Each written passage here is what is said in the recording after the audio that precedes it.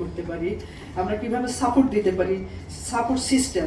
হয়তো তার স্কুলে আসতে একটু সমস্যা আছে এবং কি ধরনের সমস্যা, এটা কিন্তু খুব কনসিল থাকে, অ্যানোনিম, এটা কম্পিউটারের মধ্যে থাকে, যারা আমরা সিস্টেম অন্য কোনো স্টুডেন্ট বুঝবে না, কিন্তু আমরা জানি যে কি ধরনের প্রবলেম আছে বা ওই স্টুডেন্টদের। তারপরে হয়তো আমরা ওদেরকে ক্লাসরুমের বাইরে ইনভাইট করি, সাবজেক্ট টিচার দিয়ে ওদেরকে টিচিং দিই স্পেশালভাবে। আর ওখানে এরকম না যে ভালো স্টুডেন্টরাই অনেক ফোকাস পাবে, তা কিন্তু না। এই জন্য এটা ইনক্লুসিভ এডুকেশন বলছি। যে স্টুডেন্টটা ফল ডাউন করে সেই কিন্তু আমাদের বেশি ফোকাস, কেন স্টুডেন্টটা আসছে না, তাই না? এটা আমি এখানে আমার রিসার্চের মধ্যে নাই, কিন্তু আমার চারুকলার এক্সপেরিয়েন্স নিয়ে আমি বলতেছি যে যদি আমাদের টিচাররা দেখে কোনো সময় যে একটা স্টুডেন্ট অনেকদিন স্কুলে কলেজে আসে না বা ইউনিভার্সিটিতে আসে না, কেন আসছে না, মানে পার্সোনালি ইনিশিয়েটিভ নিয়ে তাকে দেখা বা তার সাথে কথা বলা, তাকে সাপোর্ট সিস্টেম দেওয়া, হ্যাঁ, এটা হতে পারে। আমাদের কিন্তু খুব আমরা বলি এটা হিউমার, কিন্তু আমাদের কালচারে বুলিংটা খুব প্রকট। আমরা খুব বুলিং করি। বুলিং বোঝে তো সবাই, না? বুলিং সবাই বোঝে। ধর আমি বলছি, এই তুই এইভাবে হাঁটতেছিস কেন, তুই এইভাবে কথা বলতেছিস কেন, মানে এটা নিয়ে সবাই ফান করা 10 জনে মিলে, এটা কিন্তু বুলিং। হ্যাঁ, এটা যে সাইকোসোশ্যাল এনভায়রনমেন্ট, হ্যাঁ, বা তুই ওই রঙের জামা পরলি কেন, হ্যাঁ, বা তুই ওর সাথে প্রেম করলি কেন, এটাও একটা সমস্যা, না? এটা হচ্ছে কালচারাল পার্সপেক্টিভ। হ্যাঁ, এগুলো আমরা সবসময় বলি, আর আমরা একসেপ্ট করতে পারি না অন্য কেউ যদি ভালো কিছু করে বা অন্য কারোর হেল্প লাগে বা কিছু লাগে, সুতরাং আমরা ওই যে খুব মানে আন্ডার এস্টিমেট করতে থাকি বা খুব ডাউন লুক করে কথা বলি। এটার বলে বাংলা একটা মনে আছে আমার এখনো, পচাই কথা বলা। হ্যাঁ, এগুলো হচ্ছে বলি। হ্যাঁ, এগুলো অ্যাভয়েড করতে হবে। এগুলো হচ্ছে সাইকোসোশ্যাল মিডিয়া। হ্যাঁ, এটা যে তোমরা করো আমি সেটা বলছি না, বাট এটা আমাদের সোসাইটিতে হয় এবং এটা ইউরোপেও হয়, এটা আমেরিকাতেও হয়, এবং ওরা ক্যাম্পেইন করে বুলিং এর জন্য। ওখানে বুলিং হয় সোশ্যাল মিডিয়ায়, ডিজিটাল বুলিং হয় ফেসবুকে, যার কারণে অস্ট্রেলিয়াতে অনেক লেখালেখি হয়েছে যে স্কুলের স্টুডেন্টরা এবং ইউকেতেও তারা হচ্ছে সোশ্যাল মিডিয়ায় যেতে পারবে না, ফেসবুক, টিকটক, ইনস্টাগ্রাম এসবে যেতে পারবে না, ওদের একটা লিমিট আছে। কিন্তু বাংলাদেশে হয়তো ডিজিটাল মিডিয়ায় না হয়ে হয়তো সরাসরি হয়। হ্যাঁ, তো এটা খেয়াল রাখতে হবে। এটা কিন্তু তোমাদেরও দায়িত্ব যে না, আমি এটার মধ্যে ইনভলভ হব না। এটার কারণে কিন্তু স্টুডেন্ট ফল ডাউন করে, ড্রপ করে, স্কুলে আসে না, আবার এটা বলতেও পারে না আমার যদি একটা ডিসএবিলিটি থাকে বা আমি পারফেক্ট না। এটা কিন্তু লজ্জা পাওয়ার কিছু নেই। Nobody is perfect. You do your best. People can love, one day they will stop. আমি যা ফার্স্ট স্টুডেন্ট ছিলাম তা কিন্তু না, বাট আমি কত দূর গেছি, আমি কত কিছু করছি। আমি অলওয়েজ আমার টাইমটা মেনটেন করছি এবং আমি সবসময় গুড নেটওয়ার্কে আছি, সবাইকে রেসপেক্ট করছি এবং আমার শিক্ষার ইচ্ছাটা ছিল অদম্য। সবসময় শিখতে চেতাম, চারুকলে যা কিছু হতো সবকিছুতে পার্টিসিপেট করতাম। হ্যাঁ, নেভার গিভ আপ। হ্যাঁ, খুব চ্যালেঞ্জিং মাইন্ডেড হতে হবে, আর ক্রিয়েটিভ হতে হবে, ইনোভেটিভ হতে হবে। কাউন্সেলিং, ইনোভেটিভ সাপোর্ট সিস্টেম এবং কোলাবোরেশন। হ্যাঁ, কোলাবোরেশন কিভাবে করা যায়? তোমার যদি একটা কোনো সমস্যা আছে, তুমি যাও টিচারের কাছে, যে তুমি টিচারকে বলো পার্সোনালি, যে টিচারের সাথে তোমার ভালো কেমিস্ট্রি আছে, কমিউনিকেশন আছে।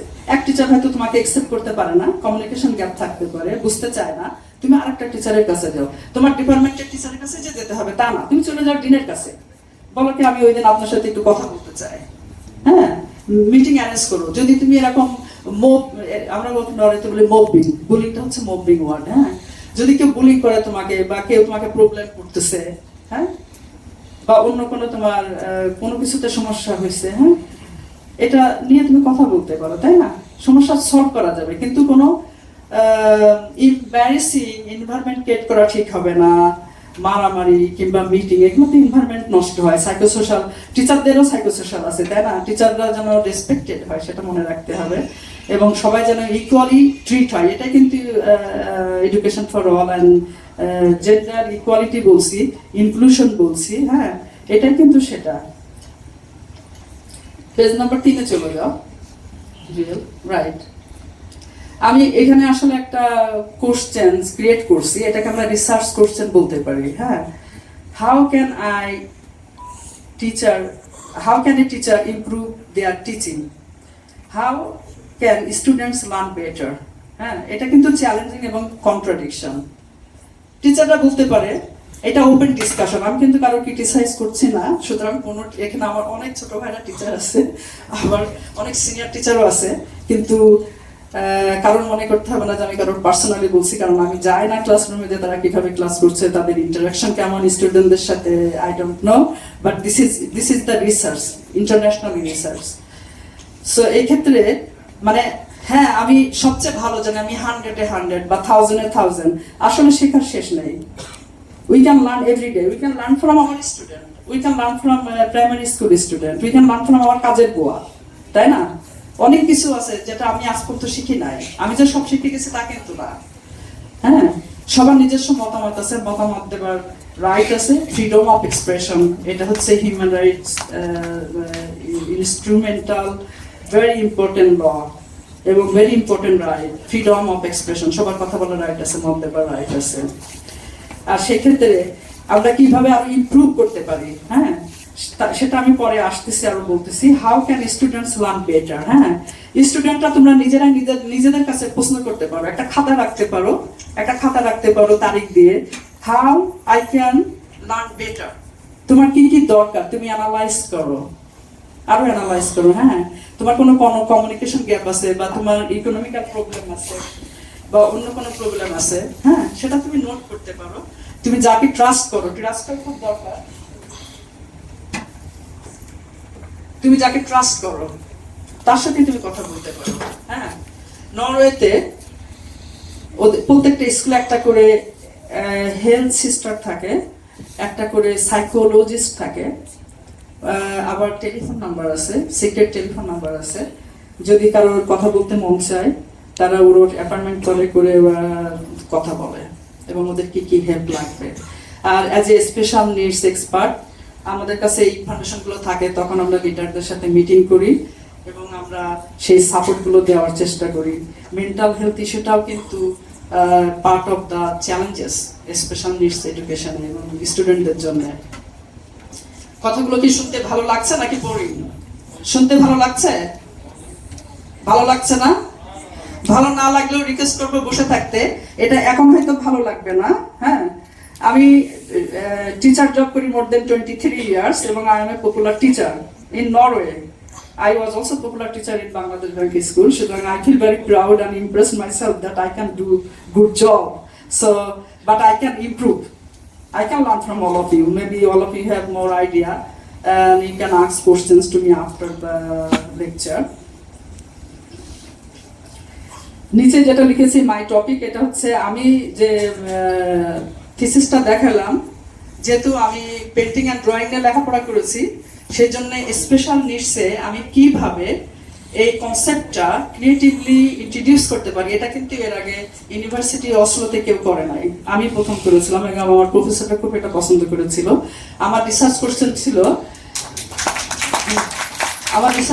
ছিল how do communicate immigrant student between immigrant student with Norwegian student. হ্যাঁ, আমাদের এখানে তো সবাই বাঙালি, তাই না? কোনো ফরেনার স্টুডেন্ট নেই, কিন্তু ইউরোপে কিন্তু এটা খুব চ্যালেঞ্জেস, বুঝছো? মাইনরিটি, আমাদের এখানে মাইনরিটি কারা? চাকমা, গারো, ইন্দোজেনিয়াস পিপল, যারা হিল ট্রাক্সে থাকে, তাই না? তারা হচ্ছে মাইনরিটি। কিংবা একটু আগে 1985 এর আগে যারা হিন্দু শ্রেণীর লো কাস্ট ছিল, ওরাও কিন্তু মাইনরিটি এক্সক্লুডেড হতো সোসাইটি থেকে। এখনো মনে হয় গ্রাম অঞ্চলে যারা নাপিত বা যারা ঘর বাড়ি পরিষ্কার করে, মিষ্টি বানায় বা কাজ করে, ওরা কিন্তু এক্সক্লুডেড হায়ার ক্লাস থেকে। এই যে স্ট্যাটাসটা আমাদের ইউরোপে কাজ করে না, কিন্তু ওখানে যেটা হয়, আমি বলবো না যে ওখানে রেসিস্টিজম আছে, সেটা বলবো না, কিন্তু এক্সক্লুশন থাকে, ইনডাইরেক্টলি আনকনসিয়াসলি এটা হয়ে যায়। হ্যাঁ, because of barrier of language, barrier of culture. এখন একটা স্টুডেন্ট যদি আফগানিস্তান থেকে আসে বা পাকিস্তান থেকে আসে, ভুটান, নেপাল বা বাংলাদেশ থেকে যায়, তাদের ল্যাঙ্গুয়েজ শিখতে লাগে অনেক দিন। নরওয়েজিয়ান ল্যাঙ্গুয়েজটা কিন্তু এত ইজি না। Norwegian language, Danish language, Swedish language almost same familiar, যেরকম বাংলা, হিন্দি, উর্দু আমরা বুঝি, কিন্তু সবকিছু লিখতে পারি না, বলতে পারি না। এখন ওখানে যেটা আছে সামি পিপল বলে, এটা হচ্ছে নেটিভ পিপল। ওরা অনেক বছর চ্যালেঞ্জ করে গভর্নমেন্টের কাছ থেকে ওদের ইকুয়াল রাইটটা নিয়েছে এবং ওরা খুবই অ্যাপ্রিসিয়েটেড নাও। সামি কালচার আমি খুব পছন্দ করি। আর যারা মাইনরিটি তারা বিভিন্ন এশিয়ান কান্ট্রি থেকে বা আফ্রিকা থেকে বা আরব কান্ট্রি থেকে যায়, এবং সেটা হচ্ছে ইনক্লুসিভ এডুকেশন এবং কিভাবে তাদেরকে সাপোর্ট দেওয়া যায়, ল্যাঙ্গুয়েজ শেখানো যায়, ইনক্লুড করা যায়, সেটাতে নিয়ে যাওয়া হয়। উজ্জ্বল, তুমি ওই যে রাইট মেথড কমিউনিকেশন ওখানে যাও, মেথড কমিউনিকেশন রাইট, এখানে রাইট। ওখানে আগে বলেছি রিসার্চ অ্যান্ড মেথোডোলজি। যারা ব্যাচেলার স্টুডেন্ট আমি জানি না ওরা লেখে কিনা কোনো থিসিস বা ডিসার্টেশন লেখে কিনা আমি ঠিক জানি না, আমাদের সময় আমরা লিখতাম না, কিন্তু এখন লিখে কিনা আমি জানি না। এখন কি লিখে জুয়েল? আচ্ছা, এটা খুব ভালো প্র্যাকটিস। মাস্টার্সে কিংবা এমফিল কিংবা পিএইচডিতে, হ্যাঁ,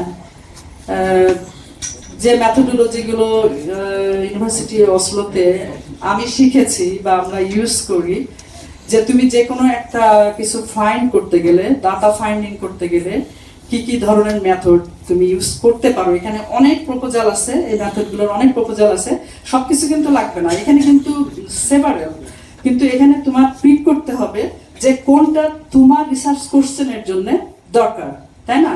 আমি ওই যে দেখালাম দুইটা কোশ্চেন আমি জাস্ট ক্রিয়েট করছি আলোচনা করার জন্য, যে how teacher can improve the teaching more and how student can learn better, right? তো এরকম তোমাদের হয়তো প্রশ্ন থাকবে যেটা তোমরা আর্টের সাথে রিলেটেড, যারা আর্টের সাথে রিলেটেড ওরকম একটা প্রশ্ন তৈরি করবে, তারপরে কিরকম মেথড দিয়ে তোমরা সেই ডাটাটা ফাইন্ডিং করতে পারো। Communication, relation, cooperation, psychological, psychosocial environment, যেটা বলছিলাম সাইকোসোশ্যাল এনভায়রনমেন্ট, যে বুলিং হচ্ছে বা কাউকে লুক ডাউন করা হচ্ছে বা কেউ হয়তো অন্য কোনো সমস্যার কারণে, স্বাস্থ্যকর সমস্যার কারণে হয়তো আসতে পারছে না, হ্যাঁ, সেগুলো তোমরা যেহেতু এখন অনেক বড়, বিলো 18 না, তোমরা নিজেরাই ইনিশিয়েটিভ নিতে হবে, তোমাদের নিয়ে তোমাদের টিচারের সাথে কথা বলতে হবে, কিংবা যদি টিচার না শুনে তাহলে নেক্সট পার্সন না শুনলে তো ডিন তারপরে যাবে, আর তারপরে যদি ডিনও না শুনে তারপরে ডিন শুনবে, সেটা আমি 100% শিওর। কারণ চঞ্চল অনেক গভীর এবং ভালো মনের মানুষ এবং ওর কোয়ালিটি আছে, হ্যাঁ। ইনক্লুসিভ এডুকেশন ফর অল আমরা এটা বলি, এটা হচ্ছে, এটা কানেক্ট করি ইউএন এর মিলেনিয়াম গোল, সাস্টেনেবল গোল, যে ওদের গোলটা হচ্ছে কোয়ালিটি এডুকেশন। আমরা কোয়ালিটি এডুকেশনটা দিতে পারছি কিনা, এখন কোয়ালিটি এডুকেশন দিতে গেলে আমাদের কি কি লাগবে, তাই না? সেটা আমাদেরকে একটা ইনভেস্টিগেশন করতে হবে যে আমাদের স্টুডেন্টদের কি কি ক্রাইসিস আছে, এবং একটা এটা নিয়েও একটা লোকাল রিসার্চ করা যায় যে কেন আসছে না, কি জন্য আসছে না, বা কেন তারা ড্রপ আউট হচ্ছে, কেন পরীক্ষাটা দিচ্ছে না, কেন পরীক্ষায় খারাপ করলো, হ্যাঁ, সেটাও করা যায়।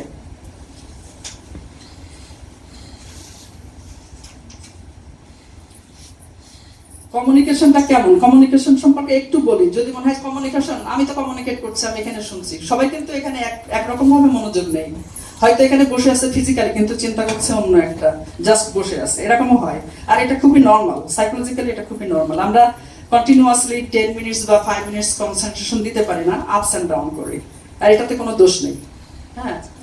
কমিউনিকেশন হচ্ছে 2 ভাইজ হতে হয়, আবার 1এও হতে পারে। এটা মনোলগ, ডায়ালগ। আমরা কমিউনিকেশন করি চিঠি লিখে, কমিউনিকেশন করি ছবি এঁকে, ছবি আঁকাটা ভিজুয়াল এগুলো, বাট কিন্তু নন ভার্বাল কমিউনিকেশন, যেহেতু এটা কোনো সাউন্ড নেই। আমরা কমিউনিকেশন করি সোশ্যাল মিডিয়াতে, আমরা কমিউনিকেশন করি রিয়েল লাইফে, আমরা বসে কথা বলি, ডিসকাস করি, এটা 3 জন বা 2 জন বা আরো গ্রুপ ওয়াইজ, এটা ডায়ালগ। যদি আমরা একাই কথা বলি নিজের সাথে, আরেকজন উত্তর দিচ্ছে না, মনোলগ, হ্যাঁ। আর কিভাবে ডায়ালগ, মনোলগ এগুলো ক্লারিফাই করা যায়, এই মেথডগুলো, মানে কি পজিটিভ কমিউনিকেশন, মানে আমি যদি আমার টিচারকে বললাম, আমার টিচারকে ঠিক মতো বুঝতে পারছে নাকি বুঝতে পারে নাই, হ্যাঁ, সেটাও ক্লারিফাই করা যায়। স্যার আমি আপনাকে এটা বললাম, আমি এটা বুঝাতে চাইছি। অনেকজনে কথা বলে কিন্তু বুঝাতে চাইছে আরেকটা, ঠিক মতো কিন্তু হয় না কমিউনিকেশনটা, তাই না? কমিউনিকেশনটা ক্লারিফাই করা দরকার। সেই কমিউনিকেশনটা কিন্তু মেথড হিসাবে যখন আমরা রিসার্চ করি সেটা ক্লারিফাই করতে হবে এবং সেটা লিখতেও হবে, হ্যাঁ। কমিউনিকেশন যখন তুমি ডাটা ফাইন্ডিং করতে যাবা, তখন তোমার যারা স্যাম্পল থাকবে, তোমার যারা ইনফরমেন্টস থাকবে, হ্যাঁ, সেটা কিভাবে তুমি কমিউনিকেট করছো এবং তাদের সাথে কিভাবে তুমি রিলেশনটা তৈরি করছো।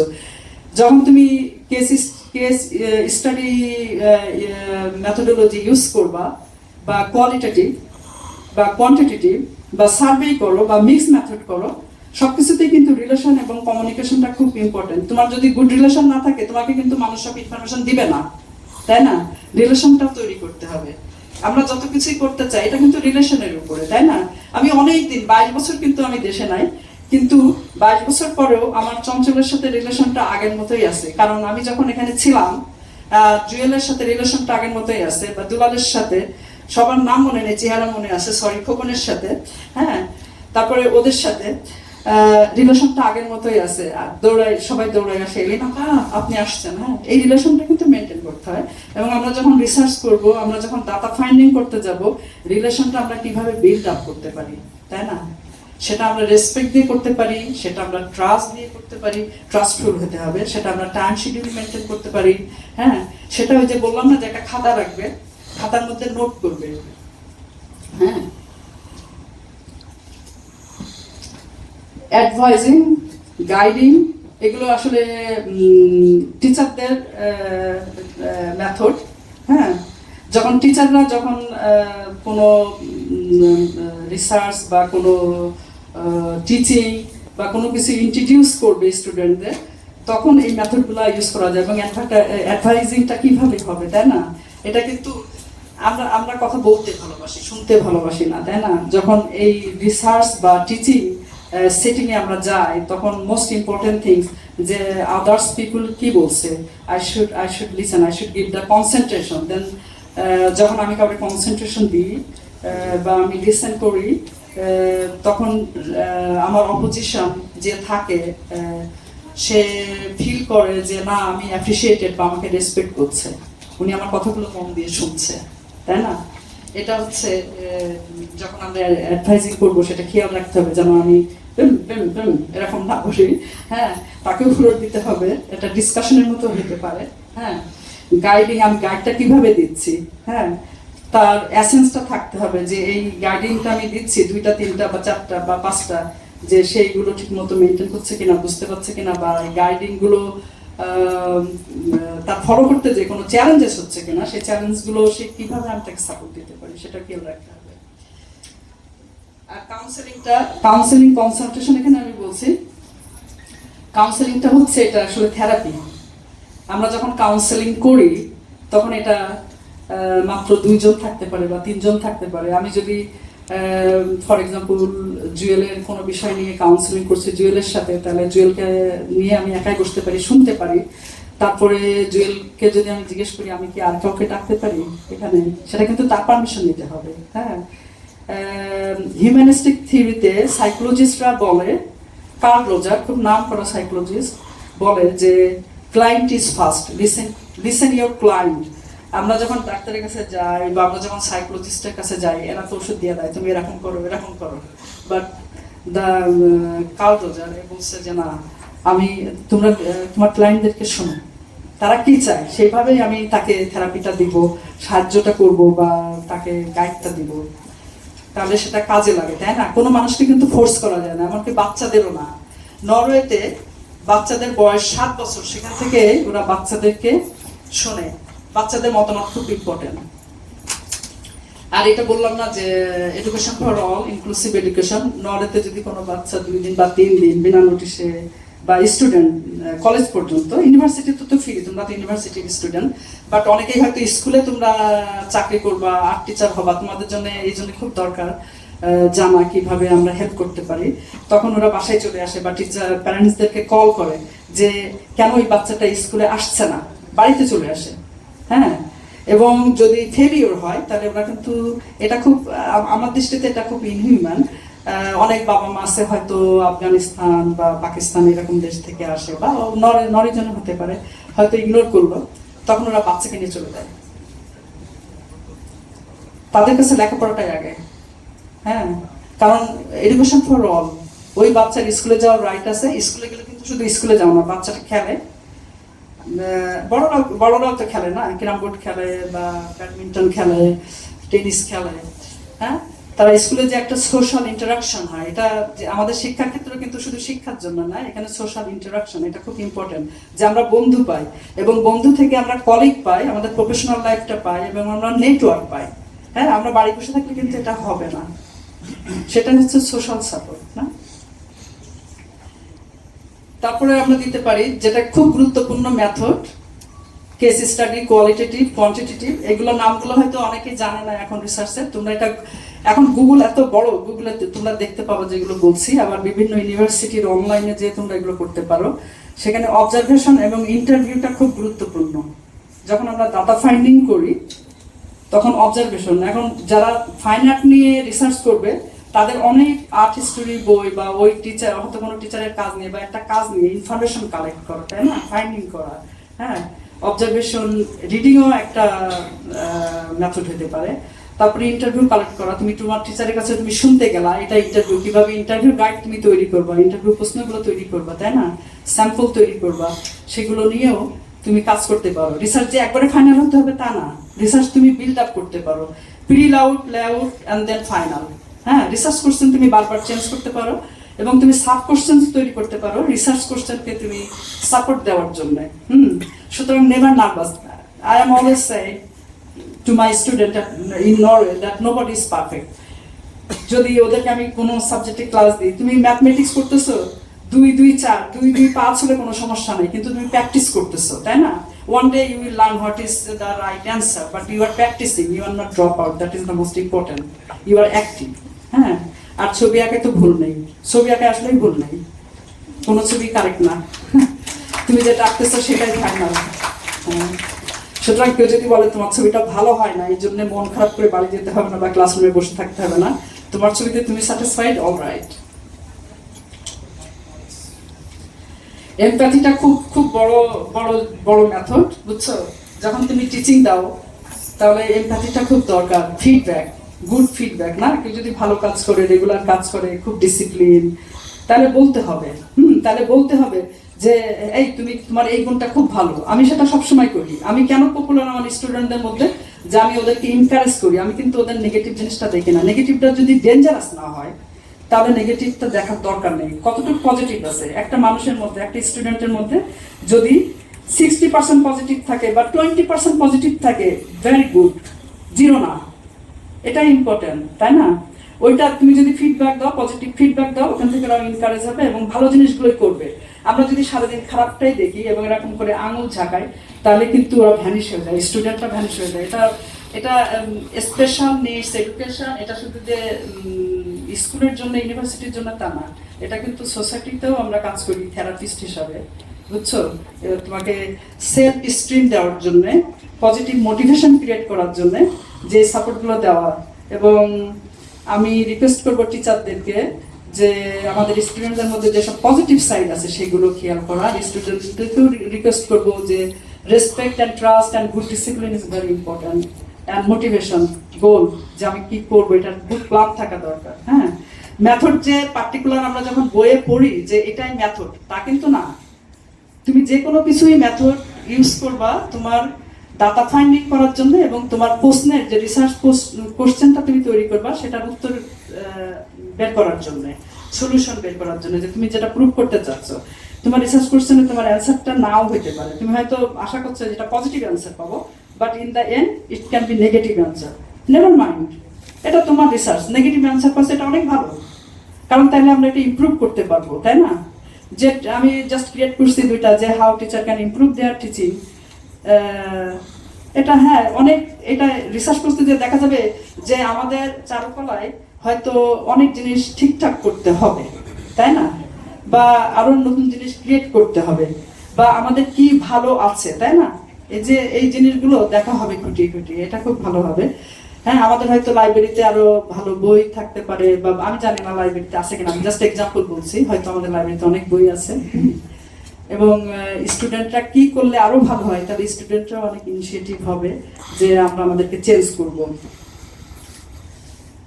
আমি যে থিওরিটিক্যাল ফ্রেমওয়ার্কে যাও তো, হ্যাঁ,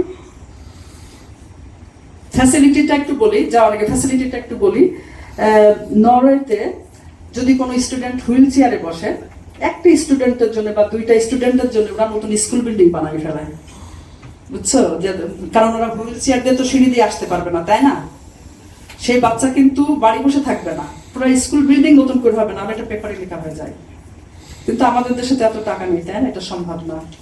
সুতরাং অনেক কিছু কিভাবে করা যায়, সলিউশন করা যায়। থিওরিটিক্যাল ফ্রেমওয়ার্ক, এটা হচ্ছে আমি যেটা ইউজ করেছিলাম, ecology of human development theory. আমার নিজেরই প্রবলেম আছে এই নামটা পড়া, এটা হচ্ছে রাশার নাম, ব্রনফেন ব্রেনার্স ইউরিয়া। তোমরা এটা দেখতে পারো, একটা ওই ছবিটা আমি এখানে দিতে পারি না, এই যে ফিগারটা ওখানে সার্কেল দিয়ে তৈরি করা আছে, মিক্রোসিস্টেম, মেসোসিস্টেম, এক্সোসিস্টেম, মাইক্রোসিস্টেম, ক্রোনোসিস্টেম। মিক্রোসিস্টেমটা কি? হ্যাঁ, যখন আমরা রিসার্চ করতে যাই আমরা কিভাবে ডিভাইডেড করি, তা না হলে মনে হয় যে রিসার্চটা অনেক বড়, এটা নিয়ে কাজ করা যায় না। সুতরাং মিক্রোসিস্টেমটা হচ্ছে যে একজন মানুষ বা একটা স্টুডেন্ট কোথায় বাস করে, ফ্যামিলিতে, সেই ফ্যামিলির সিচুয়েশনটা কার কার সাথে থাকে, সেটা হচ্ছে মিক্রোসিস্টেম, ফ্যামিলিটা। মিক্রোসিস্টেম আমরা শুনছি ডক্টর ইউনুসের মাইক্রোক্রেডিট কনসেপ্ট, এটাও কিন্তু রিলেটেড, হ্যাঁ, যে ছোট থেকে শুরু করা। হ্যাঁ, তো আমরা যখন ডাটা কালেক্ট করতে যাই, রিসার্চ করতে যাই, আমরা একদম খুব ডিটেলে, যে রিসার্চারের কাজ হচ্ছে যে ডাটা ফাইন্ড করা, এবং ডাটা ফাইন্ডটা যেন রিলাইবিলিটি এবং ভ্যালিডিটি হয়। তোমার ডাটাটা যদি রিলাইবল না এবং রিলাইবল স্যাম্পল নেই, ইনফরমেন্স নেই, সেক্ষেত্রে কিন্তু এটার ভ্যালিডিটি নেই, তাহলে এটা ফলস, সেটা মনে রাখতে হবে। আর মেসো সিস্টেম হচ্ছে যেটা সোশ্যাল সেটিং। সোশ্যাল সেটিংয়ে যখন একজন মানুষ, অ্যাডাল্ট কিংবা স্টুডেন্ট বিলো 18, ওরা কোথায় ইন্টারাক্ট করে? ওরা ইন্টারাক্ট করে হেলথ সিস্টার, ওরা ইন্টারাক্ট করে টিচারের সাথে, ওরা ইন্টারাক্ট করে হয়তো মসজিদে বা চার্চে বা মন্দিরে, সোশ্যাল আমাদের সোসাইটিতে যা যা আছে, বা অ্যাক্টিভিটি ক্লাব বা বন্ধুদের সাথে, হ্যাঁ, বা হোটেলে, রেস্টুরেন্টে, সোসাইটিতে আমরা যেভাবে ইন্টারাক্ট করি, এবং সেটা আমরা বলছি মেসো সিস্টেমটা আমরা কিভাবে অবজার্ভ করব এবং কি কি দরকার। যদি কোনো লার্নারের প্রবলেম হয় সোসাইটিতে, তাহলে আমরা তার, সে যে সোসাইটির সাথে অ্যাক্টিভিটির সাথে সে ইনভলভ, সেগুলোকে আমরা রিয়েলাইজ করব। এগুলো এখন মনে হচ্ছে যে খুব কঠিন বা এগুলোর দরকার নেই, কিন্তু এটা কিন্তু 1-2 বছর পরে মনে হবে যে ওই দিন আমি ওইটা শুনছিলাম, এলিনাপা বলছিল, এবং আমি এটা ইউজ করতে পারি, এবং এটা খুব ইম্পর্টেন্ট ছিল। আমি যখন লেখাপড়া করছি তখন আমি বুঝি না এটা কি করছি, শেষ করার পর আমি বলছি yes, I learn something and that was very important and still I carry that. So this is my advice. হ্যাঁ, এক্সো সিস্টেমটা হচ্ছে ন্যাশনাল লেভেল, যে একটা স্কুলে বা একটা ইউনিভার্সিটিতে আমাদের অনেক গ্যাপ আছে, অনেক জিনিসের দরকার, সেটা আমরা কিভাবে ন্যাশনাল লেভেলে গভর্নমেন্টের সাথে কোলাবোরেট করতে পারি, বা আমরা অ্যাপ্লিকেশন করে আনতে পারি যে আমাদের এই জিনিসগুলো দরকার। হ্যাঁ, সেটা হচ্ছে এক্সো লেভেল। হ্যাঁ, এখন একটা গভর্নমেন্ট হয়তো আমাদের অনেক demand, for example Bangladesh developing country, আমাদের অনেক কিছু ডেভেলপ করা যায়, আমাদের আশার শেষ নেই, চাওয়ার শেষ নেই, কিন্তু বাংলাদেশ গভর্নমেন্টের হয়তো সেই টাকাটা নাই। হ্যাঁ, তখন স্কুলে এইসব জিনিসগুলো দরকার। আমাদের এই সেমিনার রুমটা খুব ভালো, কিন্তু এটা আগে ছিল না, ফর এক্সাম্পল, বা আমাদের ক্লাসরুমগুলোতে আমরা আরো জিনিস পেতে পারি। আমাদের দিন হয়তো বলতে পারে যে আমাদের আরো জিনিস দরকার ইউনিভার্সিটিতে, তাই না? আমাদের আরো টিচার দরকার, বা আমাদের আরো ফার্নিচার দরকার, বা আমাদের সুন্দর বাথরুম দরকার, বা আরো বাথরুম দরকার, বা আরো একটা বড় বিল্ডিং দরকার, বা আমাদের পার্ক দরকার। সেটা করার পরে আমরা সাবমিট করতে পারি এই এক্সো লেভেলে। এটা সিস্টেম বলছি, কিন্তু এটা আমরা লেভেলও বলতে পারি, এক্সো সিস্টেম। সেটা হচ্ছে ন্যাশনাল লেভেল। এবং ন্যাশনাল লেভেলে যদি টাকা না থাকে, সেই ক্ষেত্রে কি করা হবে? সেই ক্ষেত্রে করা হবে যে আমরা মাইক্রো সিস্টেমে চলে যাব। মাইক্রো সিস্টেম হচ্ছে একটা ইউএন লেভেল। হ্যাঁ, ইউএন এর অনেক, ইউএনডিপি আছে, ইউনেস্কো আছে, ওয়ার্ল্ড ফুড প্রোগ্রাম আছে, ওয়ার্ল্ড হেলথ প্রোগ্রাম আছে, এবং ইউরোপের যেসব বড় বড় কান্ট্রি এবং আমেরিকা, এরা কিন্তু ডোনার। এরা কিন্তু, আমরা যে ট্যাক্স দিই নরওয়েতে, এটার বড় একটা অংশ এটা যায় হচ্ছে ফান্ডে ডেভেলপ করার জন্য। হ্যাঁ, সুতরাং ইউএন এর প্রত্যেকটা যে ডিপার্টমেন্ট আছে, অর্গানাইজেশন আছে, ওদের কাছে আমাদের গভর্নমেন্ট অ্যাপ্লাই করতে পারে যে আমরা এরকম ইয়ে পেয়েছি, লিস্ট পেয়েছি, আমাদের এটা দরকার আমাদের শিক্ষার জন্য, ডেভেলপ করার জন্য। Special for example special needs, আমাদের হয়তো স্টুডেন্ট আছে 5টা স্টুডেন্ট আছে স্পেশাল নিডস, এবং তাদের সাপোর্ট দেওয়ার জন্য আমাদের ওই অ্যাবিলিটিটা নাই, টেকনোলজিটা নাই। আমরা কি করতে পারি? আমরা কিন্তু এটা করতে পারি। আমি বলে দিচ্ছি যে আমাদের স্টুডেন্টদের আমরা আইপ্যাড কিংবা কম্পিউটার সবাইকে দিই না, আমাদের টিচার রুমে কম্পিউটার আছে। আমরা এটা বলতে পারি যে আমরা একটা স্টুডেন্টের জন্য অ্যাটলিস্ট একটা বা দুইটা কমন কম্পিউটার কিনতে পারি, এবং ওরা লোন নিতে পারে, তাই না? ওদের তো লাগে রিসার্চ করতে, সবাই তো কম্পিউটার কিনতে পারবে না। এটা বাজেট করা যায়, করার পরে এটা আমরা ন্যাশনাল লেভেলে দিতে পারি গভর্নমেন্টে অ্যাপ্লাই করতে পারে আরো ফার্দার মাক্রো লেভেল, ইন্টারন্যাশনাল লেভেল।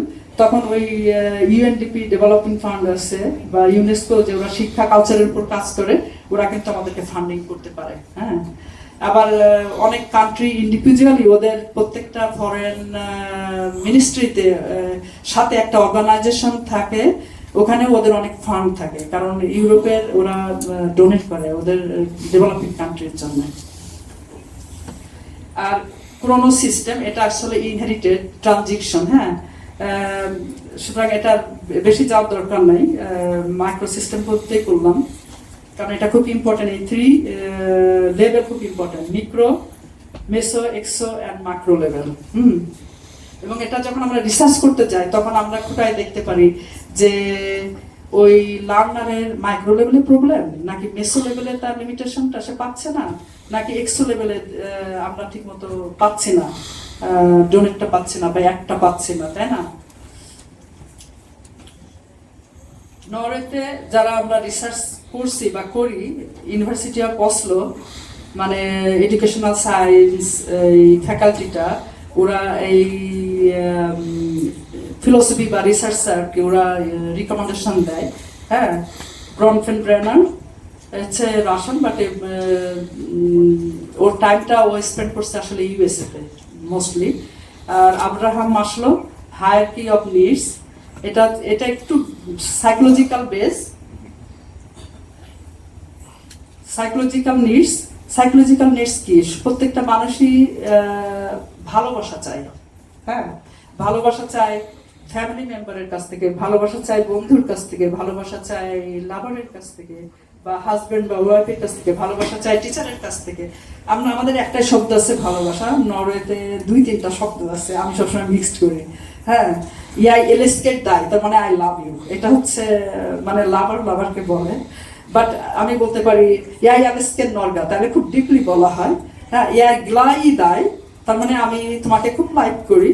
এটা ফর্মালি ফ্রেন্ডকে, বাচ্চাদেরকে, মানে ছেলে মেয়েদেরকে বলে, নিজের ছেলে মেয়েদেরকে। হ্যাঁ, ইয়াই লিকের দায়, তার মানে এটা হচ্ছে যে তুমি কাউকে স্টার্টিং এ পছন্দ করছো। হ্যাঁ, মানে তুমি হয়তো কনফিউজড হইতে পারো আবার অনেক ক্ষেত্রে, যে আমি ওই স্যারের সঙ্গে কথা বলছি না, তখন স্যার বললো না আই লাইক ইউ, ইয়াই লিকের দায় ইকে বিশিমরিত you can come and or some else, তার মানে don't worry, you can come when you want। হ্যাঁ, নরওয়েতে আসলে নরওয়েজিয়ান ইংলিশ ল্যাঙ্গুয়েজ ইউজ করতে হয় মোস্টলি। হ্যাঁ, বাংলা ভুলে গেছিলাম, কিন্তু কিছুদিন থাকার পরে এখন গড়গড় করে বাংলা বলা শিখছি আবার। হ্যাঁ, কিন্তু লেখা অনেক যুক্তাক্ষরগুলো লিখতে অসুবিধা হয় আমার এখন। এটা আবার ঠিক হয়ে যাবে, বাংলা যেহেতু মাতৃভাষা, বাংলার মেটাফোর অনেক ভালো। লাভ অ্যান্ড বিলঙ্গিং নিডস, এটা খুব ইম্পর্টেন্ট।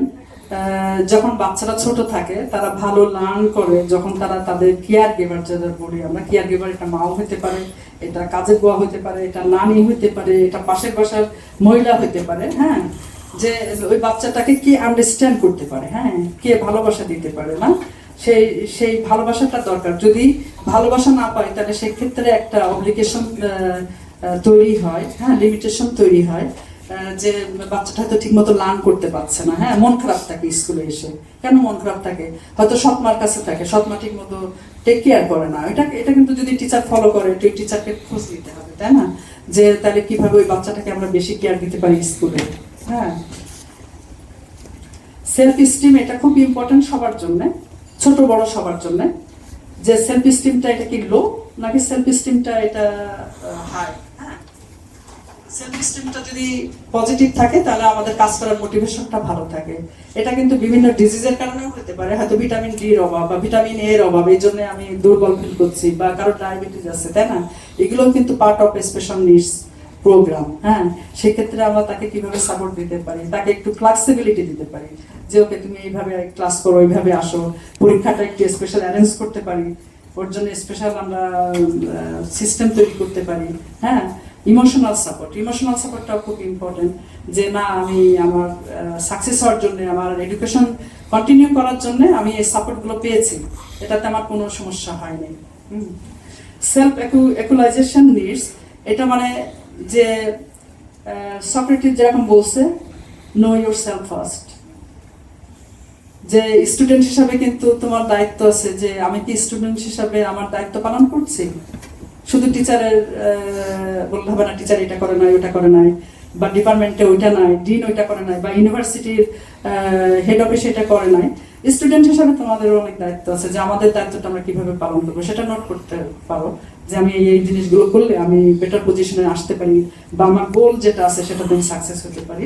আবার অপোজিট ভাবে টিচাররাও এটা ইকুয়ালাইজেশন করতে পারে, যে হ্যাঁ আমি আর কিভাবে বেটার জব সার্ভ করতে পারি, বা আরো কিছু ইন্ট্রোডিউস করতে পারি, ক্রিয়েটিভ হতে পারি, বা ইনোভেটিভ হতে পারি, আমার ইনোভেটিভ আইডিয়া ইন্ট্রোডিউস করতে পারি, যে আরো ভালো মতো আমাদের শিক্ষার্থীরা তারা লার্ন করতে পারে এবং ইজি হতে পারে এবং ইউনিক হতে পারে, হ্যাঁ, এবং কোয়ালিটি এডুকেশন আমরা সার্ভ করতে পারি, সেটা থাকবে গোল। হ্যাঁ,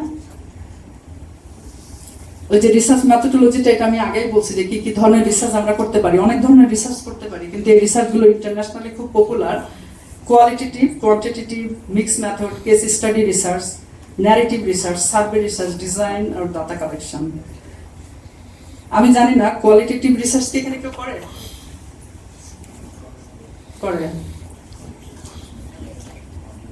কোয়ালিটেটিভ রিসার্চ হচ্ছে যারা ন্যাচারাল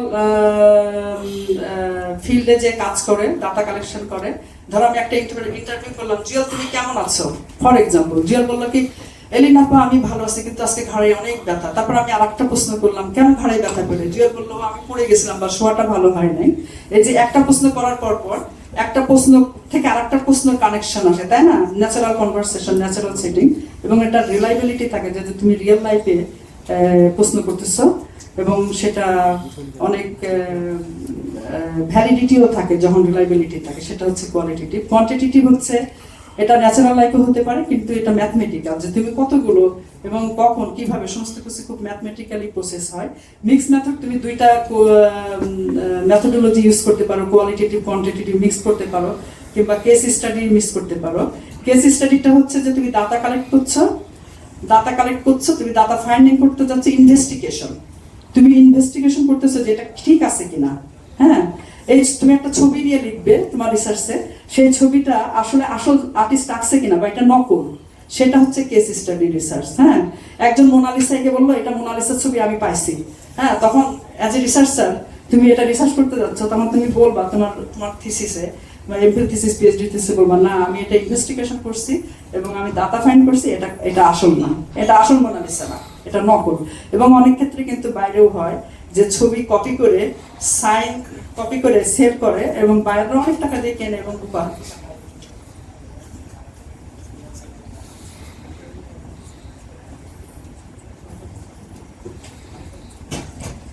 শেষ হয়ে যাচ্ছে, আর একটুখানি আছে।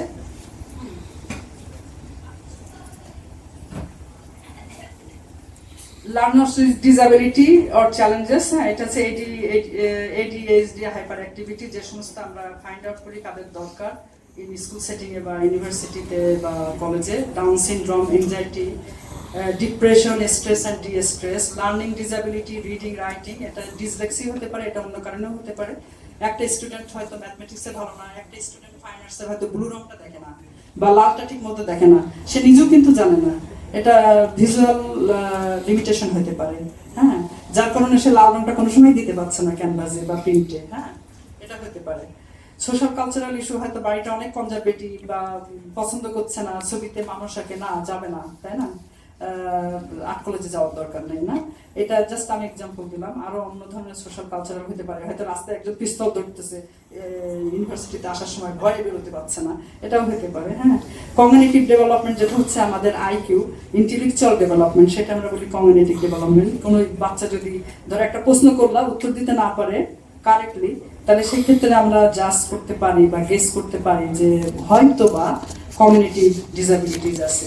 এক্সক্লুশন যেটা বলছি, যে যদি কোনো কেউ 100% আমরা বলি পারফেক্ট না, তাহলে সে এক্সক্লুডেড হয়ে যায় বা রেসিস্টিজম এক্সক্লুডেড হয়ে যায়, সেটার দিকে খেয়াল রাখতে হবে।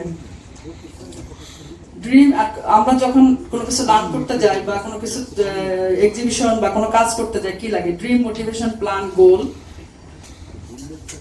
অ্যাক্টিভ, হার্ড ওয়ার্ক, রেসপেক্ট, যেগুলো আগে বলেছি, কোঅপারেশন অ্যান্ড এক্সারসাইজ। আর flexibility, positive communication, relationship, talent and creativity তো লাগবেই আর্ট কলেজের, চারু কলেজ ছেলে মেয়েদের এটা খুব দরকার। Network, self confident, challenging mentality, open minded, and do your best always.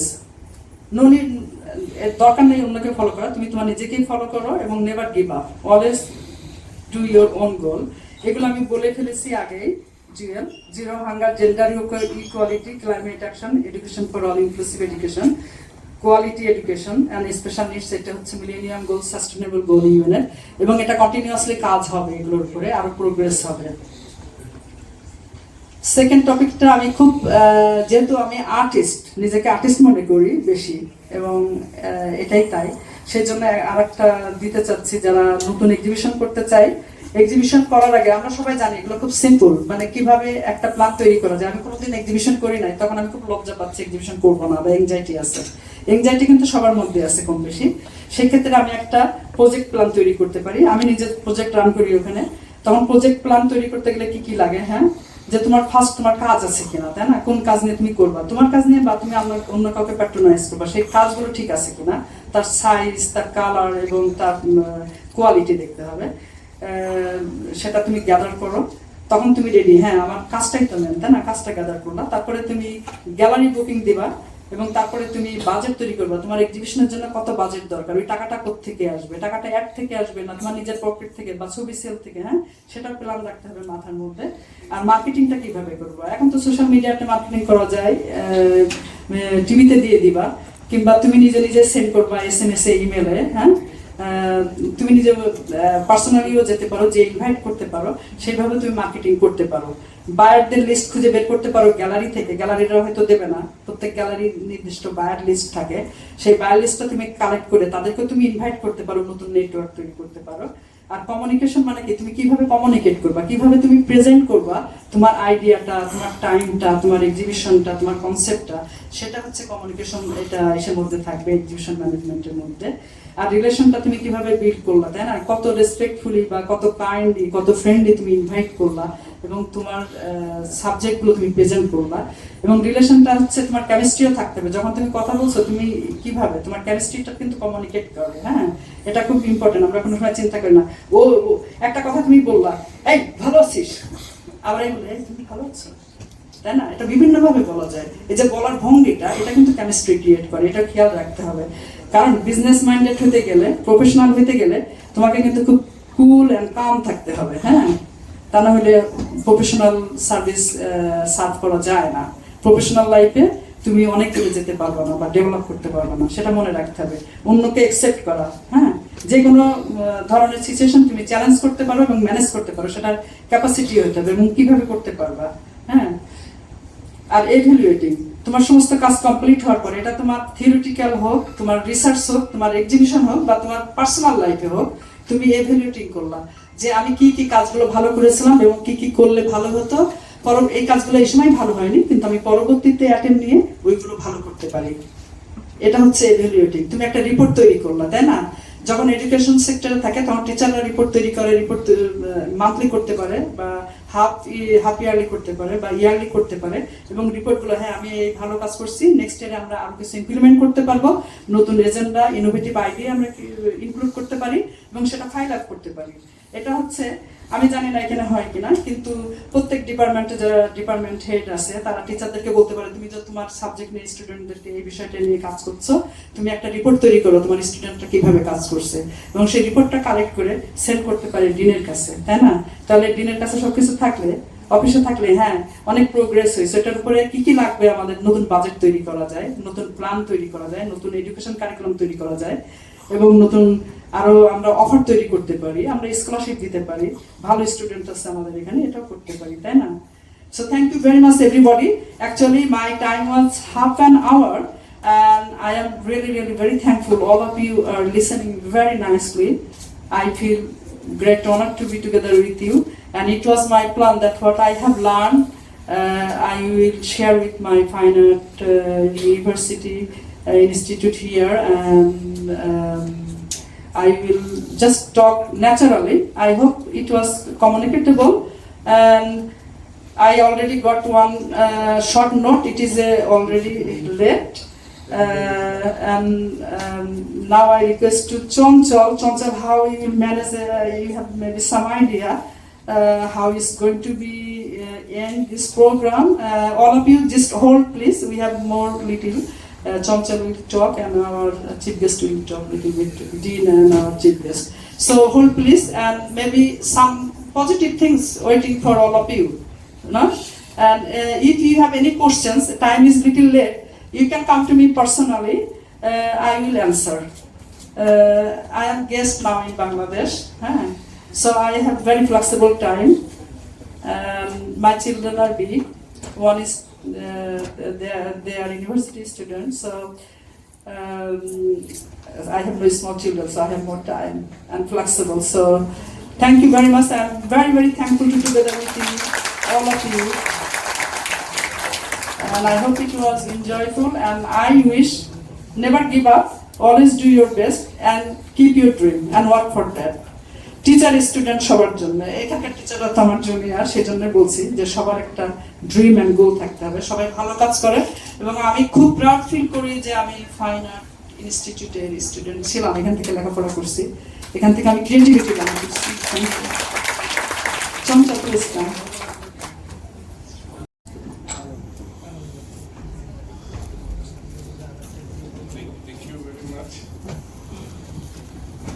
আমি খুব অনার ফিল করছি যে আপনাদের মাঝে আসতে পেরে।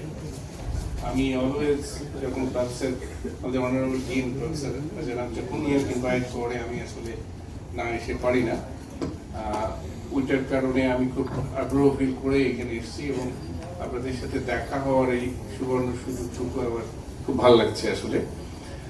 আমি দুটো কারণে থ্যাঙ্কস দিতে চাই। একটা হচ্ছে আমাকে এখানে ইনভাইট করার জন্য। I'm not bothering about chief guests or like that. I came here. This is a very fantastic one.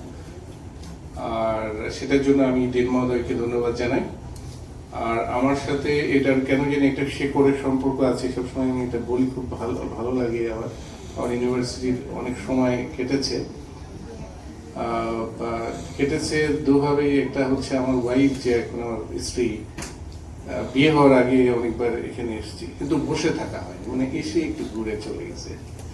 Traditional ওই ধরনের লাভ ছিল না, যখন একটু দেখা হতো এই পাশ দিয়ে এসে একটু ঘুরে যাওয়া, একটা ব্যাপার।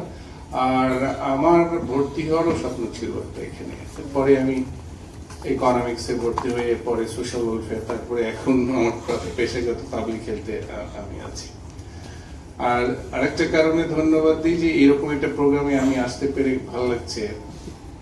এলিন সেতারা তার যে মূল্যবান বক্তব্য আমাদের সাথে রাখলেন, এটা থেকে আমি অনেক লার্ন করেছি। মানে তার অ্যাটিটিউডকে আমি অসম্ভব পছন্দ করি। মানে উনি আমাদের অসলো বিজয় করে দিলেন, যে মানে নরওয়ে এমন একটা দেশ, যে দেশের এক্সপেরিয়েন্স উনি আমাদেরকে শেয়ার করে দিয়েছেন খুব ফ্রিলি, খুব সহজেই আমরা এটা পেয়ে গেলাম। আর ওনার খুব সিম্পলিসিটি আমার কাছে খুব মুগ্ধ করেছে। মানে উনি খুব সহজ ভাষায় কথা বলছেন, কিন্তু অনেক দামি কথা বলেছেন। যে কথাগুলো উনি যা বলেছেন সেটা আমার জীবন স্বপ্নের সাথে খুব জড়িত। সেই কথাগুলো হয়তো আমি পরে বলবো। ওইটা উনি আসলেই ধন্যবাদ পাওয়ার, যে এতটা সময়, এতটা খরচ বা এতটা সামর্থ্য আমাদের মাঝে এসে শেয়ার করলেন, এটা একটু ভালো লাগার একটা ব্যাপার। আমি কয়েকটা কারণে যে মেসেজগুলো আমাদের জন্য খুব বেশি ইম্পর্টেন্ট সেটার উপর কিছুটা আলোকপাত করব। এর মধ্যে একটা হচ্ছে সাবজেক্ট বা টপিক আমার কাছে খুব ভালো লেগেছে, যে আমাদের খুব বড় একটা জায়গা কিন্তু ফাইন আর্টসের, যে স্পেশাল নিডস চিলড্রেন বা স্পেশাল নিড পিপলদের জন্য কাজ করা। আমি সোশ্যাল ওয়ার্কে 30 বছর টিচিং করেছি, এই সাবজেক্টটা আসলে নানাভাবে আমাদের সাবজেক্টের সাথে মিলেমিশে একাকার হয়ে আছে, আমার রিসার্চ ট্রাস্টের সাথে একাকার হয়ে আছে, এবং এটা এমন একটা জগৎ এই এসডিজি ফোকাস লাইফে এবং হিউম্যান রাইটস লাইফে যেটার উপর প্রচুর কাজ করার সুযোগ আছে। মানে সত্যি কথা বলতে কি যে মানে ফ্যাকাল্টি অফ ফাইন আর্টসের অনেক কাজ করার সুযোগ আছে স্পেশাল নিডস চিলড্রেন এবং স্পেশাল নিড পিপলদের জন্য। সেই জায়গাগুলো আমি কিছু কথা পরে বলবো। এলিন পুরো ম্যাটারটা রিসার্চের উপর হাইলাইট করেছে। আমি জানি নরওয়ে, সুইডেন, আমি এনাদের সাথে অনেক কাজ করেছি, অনেক যাওয়ার সুযোগ হয়েছে। আমি যখন ইংল্যান্ডে মাস্টার্স পিএইচডি করি তো ওনাদের সাথেই আমার পুরো সময়টা গেছে আর কি। ওই রিসার্চের মেসেজটা নানাভাবে উনি আনার চেষ্টা করেছেন পুরো ইয়ে জুড়েই, কিন্তু হয়তো বা খুব ইনফর্মালি কথাগুলো এসছে। ওনার সহজবোধ্য কথা থেকে আমার মধ্যে যে জায়গাটা গিয়েছে যে অনেক বড় বড় জায়গা উনি টাচ করেছেন সহজভাবে। সেই জায়গাগুলো যদি আমরা আসলেই আবিষ্কার করতে পারতাম, এবং আমি পরে একদম লাস্টে যে পয়েন্টটার সাথে আমি বলবো সেই পয়েন্টটা হয়তো পরে এক্সপ্লেন করবো যে আপনাদের সাবজেক্টে রিসার্চ করার এত অপরচুনিটি আছে, মানে একটা সুযোগ আছে। আমি বরাবরই প্রফেসর আজহার ভাইয়ের সাথে আমি সবসময় মাঝে মাঝে কথা বলি যে আপনাদের ফ্যাকাল্টির সাথে কাজ করার একটা সুযোগ যদি হয় আমি I will feel very proud for that one. আমি এখন ডিপার্টমেন্ট অফ ডান্স এবং ডিপার্টমেন্ট অফ ল্যাঙ্গুয়েজের সাথে আমি আমার পাবলিক হেলথ ফোরামে রিসার্চের প্ল্যান করছি। আর আমি যদি একটা ফান্ডের জন্য চেষ্টা করছি, যদি সেটা পাই আমি ফাইন আর্টসের জন্য ডেফিনেটলি কাজ করবো। ওটা হচ্ছে এমন একটা ব্যাপার, সেটা হচ্ছে যে মানে আমার পাবলিক হেলথ ল্যাঙ্গুয়েজগুলা যে ডেসক্রিপশনগুলো, এটা ফাইন আর্টসে এত বেশি সুযোগ আছে এটাকে এক্সপ্লেইন করার এবং এটাকে পলিশ করে মানুষের সামনে নিয়ে আসার এক্সিবিশনের মাধ্যমে, যে পাবলিক হেলথ চিলড্রেনদের, পাবলিক হেলথ স্পেশাল নিড চিলড্রেনদের কি হতে পারে, এটা ফাইন আর্টসের একটা পার্টিকুলার ডিপার্টমেন্টের উপর বড় ধরনের এক্সিবিশন করতে পারে। আমি মনে করি মানে ইউনিসেফ, তারপরে হচ্ছে world health organization, ministry of health, family welfare, আমার মানে বড় স্টেক হোল্ডার হতে পারে এ ধরনের কাজ দিয়ে। মানে খুব সহজে হেলথ হাইজিন এবং স্পেশাল নিড চিলড্রেনদের বা মানুষদের কিন্তু হেলথ ইস্যুগুলো আমরা খুব এর মাধ্যমে খুব অল্প মানে মানে পিকচার বা ইমেজের মাধ্যমে কিন্তু আমরা মানুষের কাছে নিয়ে যেতে পারি। এবং এটার সবচেয়ে বড় দিক হচ্ছে এটার গ্রহণযোগ্যতা এবং মানুষের আন্ডারস্ট্যান্ডিং লেভেলে মুহূর্তের মধ্যে চেঞ্জ করে দিতে পারে। যে আমরা ভালনারেবিলিটি বলি, আমরা সাফারিং বলি, আমরা লাইভলিহুড বলি, যেটার চরম নিদর্শন হচ্ছে আমাদের ফাইন আর্টস। এবং খুব অল্পের মাধ্যমে সে দ্বিতীয় বিশ্বযুদ্ধের একটা ছবির কথা চিন্তা করি, ভালনারেবিলিটি একটা ছবি সারা পৃথিবীর বিবেককে নাড়া দিয়ে দিয়েছে, শুধু একটা ছবি।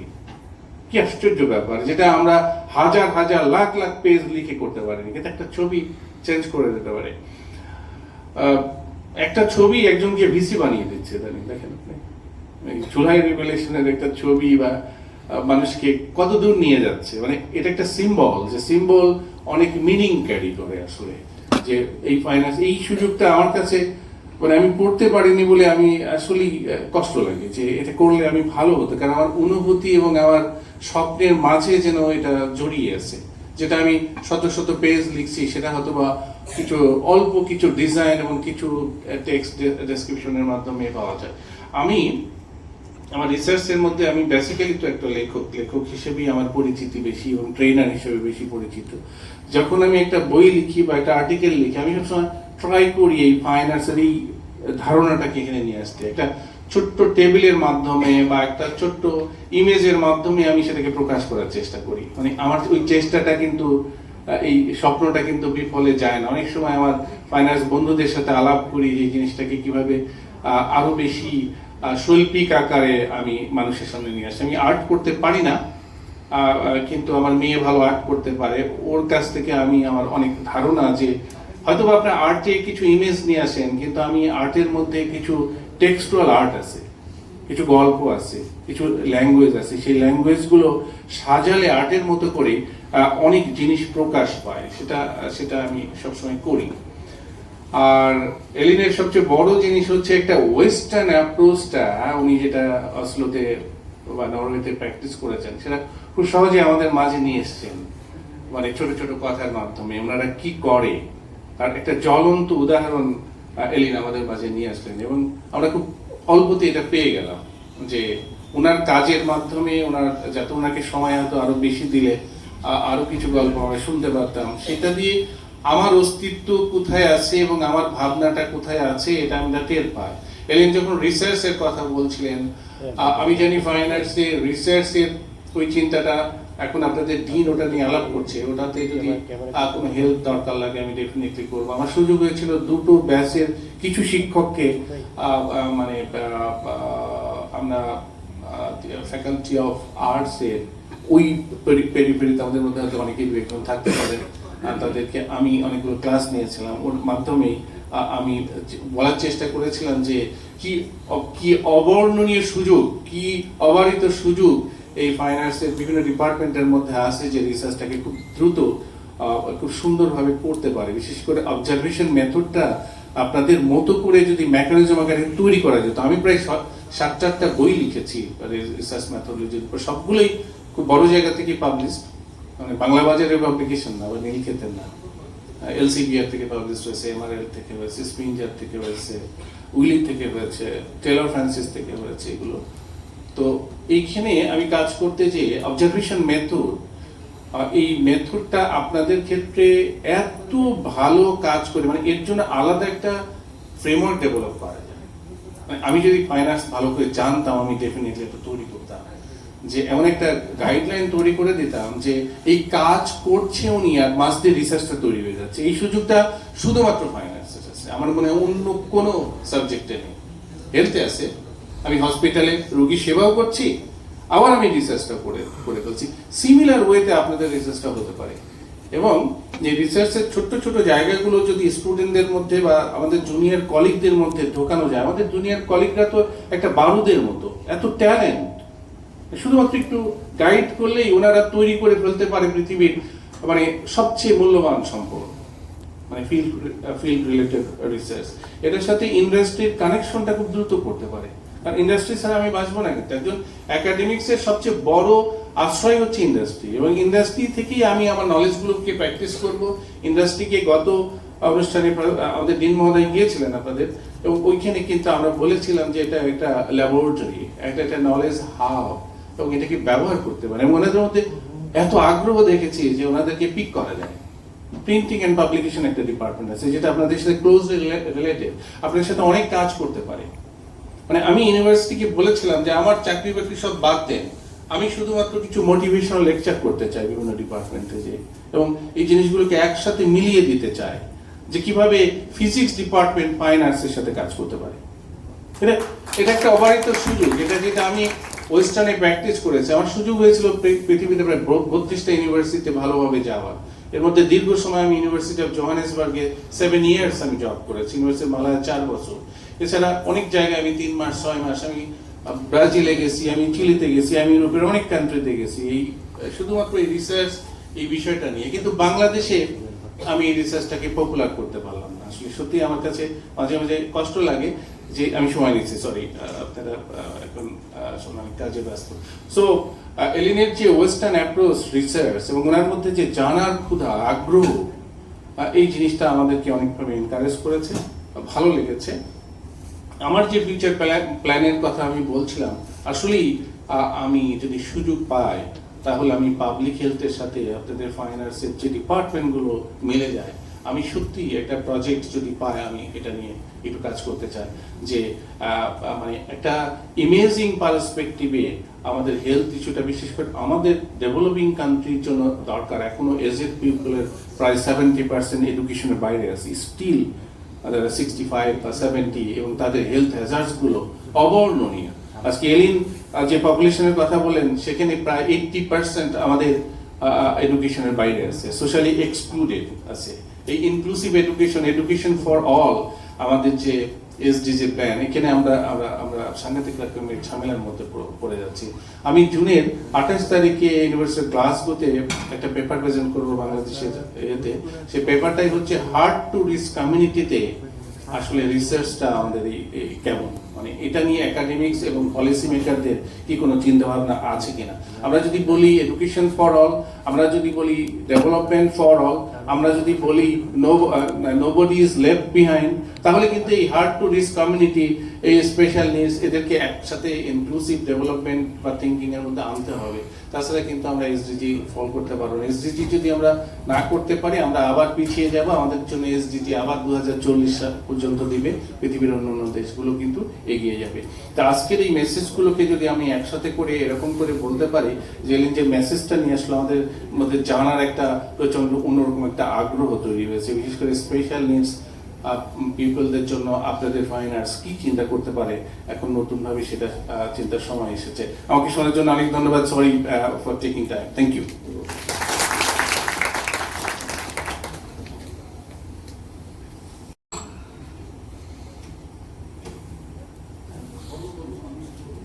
Thank you so much. At this moment, I'd like to invite our Honorable Chair, Professor Dr. Azharul Islam Sheikh, to deliver the concluding remarks of today's session. Thank you. Thank you very much. আজকের এই আলোচনা অনুষ্ঠানের সম্মানিত প্রধান অতিথি ঢাকা বিশ্ববিদ্যালয় আইকিউএসসির পরিচালক professor doctor M Rezaul ইসলাম, এবং মূল আলোচনা যিনি করেছেন অস্লো বিশ্ববিদ্যালয় থেকে উচ্চতর ডিগ্রি সমাপন করে আমাদের মাঝে আমাদের সকলের প্রিয় এবং চেনা, এখান থেকে উনি পাশ করে গেছেন এলিন সাতারা আপা, এবং সম্মানিত আমার বিভিন্ন বিভাগের সহকর্মীবৃন্দ, উপস্থিত শিক্ষার্থীবৃন্দ। আমার তেমন কোনো কথা বলার নাই, কারণ বাইরে ছাত্ররা অপেক্ষা করছে রং উৎসব করার জন্য, এই জন্য পিছনের দরজা দিয়ে সব বেরিয়ে চলে গেছে। তবুও যারা আছে যথেষ্ট। একটা আলোচনা অনুষ্ঠানে আজকে আমি আসলে আশাও করিনি যে এতজনের উপস্থিতি পাবো। এই জন্য আমি আমার জায়গা থেকে প্রথমত আমি গভীর কৃতজ্ঞতা জানাচ্ছি এলিনাপা, সাতার এলিনাপা একটা অসম্ভব সুন্দর কথাবার্তার ভিতর দিয়ে আমাদেরকে অন্যরকম করে বৃদ্ধ করেছেন। কারণ শিক্ষা, গবেষণা, তারপর আমাদের যে সামাজিক সংযোগ, সোশ্যাল এনগেজমেন্ট, তারপরে একাডেমি ইন্ডাস্ট্রিয়াল কোলাবোরেশন, এই জায়গাগুলো মানে গ্লোবাল কনটেক্সটে কন্টেম্পোরারি সেন্স অফ ভিউজ, এগুলো খুবই ইম্পর্টেন্ট।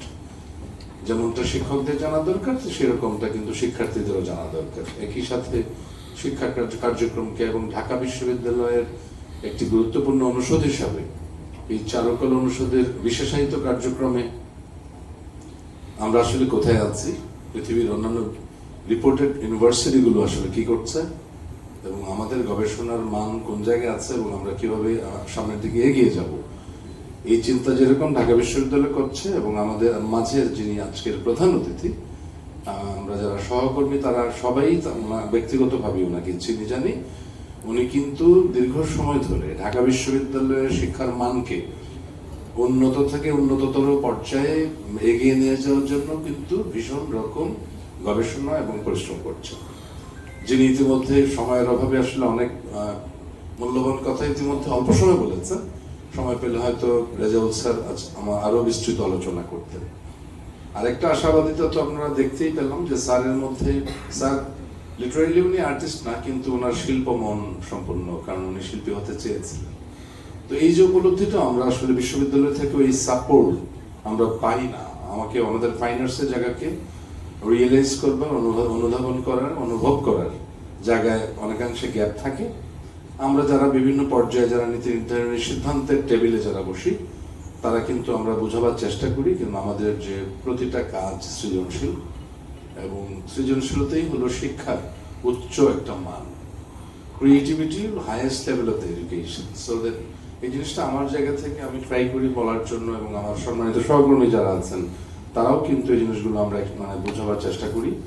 আর অলরেডি যে শিক্ষার মান, গবেষণা, রিসার্চ, মেথোডোলজি, যতগুলো টার্ম আছে, যাবতীয় কাজগুলো যে সেল, আইকিউএসসি সেলের মহাপরিচালকই আমাদের মাঝে আছেন, উনি নিজের শিল্প ভাবনা আছে এবং আমাদেরকে নিয়ে কিভাবে আমাদের উত্তরণ সেই জিনিসগুলো নিয়ে চিন্তা করছেন। এবং আমি ওয়েলকাম জানাই স্যারকে যে আমরা বসবো এবং আমরা বিদেশে যে সমস্ত রিপোর্টের ইউনিভার্সিটিগুলো আছে বিশ্বের সেই জিনিসগুলোর অন্তর্ভুক্ত ফাইন আর্টস বিভাগগুলো, ফাইন আর্টস ফ্যাকাল্টি যারা আছে তাদের এক্সারসাইজ কেমন, সেই সাথে তাল মিলে আমরা সামনের দিকে এগিয়ে যাব।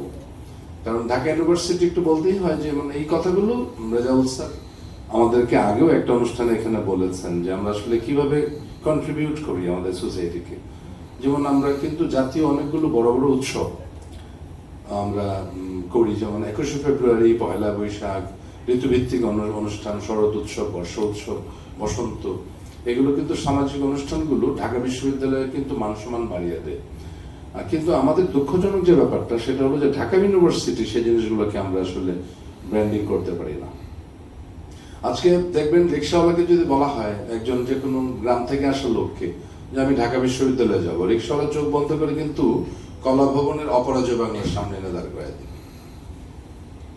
তার মানে কি অপরাজয় বাংলার যে ভাস্কর্যটি, তো সেটি আসলে কারা করেছে? আমরা করেছি।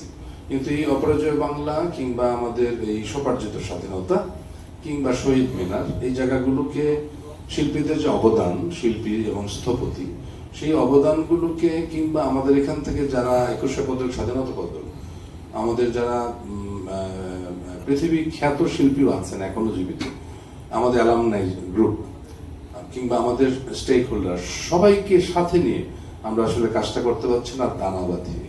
তো সেই জায়গাটাতে আমাদের আইকিউএসি যিনি পরিচালক, তিনি আমাদের আজকের অনুষ্ঠানে শুরু হওয়ার আগেই তিনি বলেছেন যে আমাদের বসতে হবে, আমাদের যারা যত জায়গায় আমাদের স্টেক হোল্ডার আছে তাদের সাথে আমরা বসবো, বসে আমরা আমাদের এই কিভাবে আমরা আসলে সামনের দিকে এগিয়ে নিয়ে যেতে পারি এবং ঢাকা বিশ্ববিদ্যালয়কে একটা র্যাঙ্কিং এর জায়গায় আরো সামনে আমরা সহযোগিতা করতে পারি। এমনকি আমাদের যে ঐতিহ্যবাহী শিল্পাচার্য জয়নুল আবেদিনের যে 75 বছরের যে ভারী একটি প্রতিষ্ঠান, সেই প্রতিষ্ঠানকে আমরা আসলে আরো মানে সামনের দিকে নিতে পারি এবং এটার যে লেখাপড়ার যে আলটিমেট যে সত্য, সেটা হলো যে ম্যাটেরিয়ালিস্টিক ফিডব্যাক, অর্থাৎ ফাইন্যান্সিয়াল ভিত মজবুত করবার একটা জায়গা আছে। এখানে আমরা শিল্পী তৈরি করব, ডিজাইনার তৈরি করব, প্রোডাক্ট ডিজাইন করবে। অনেক সময় যেমন আসলে কথা বলতে গেলে কত কথাই হয়, যেমন গোয়ের্নিকা অনেক দামি একটা ছবি, কিন্তু যিনি প্রথম গ্লাস আবিষ্কার করেছেন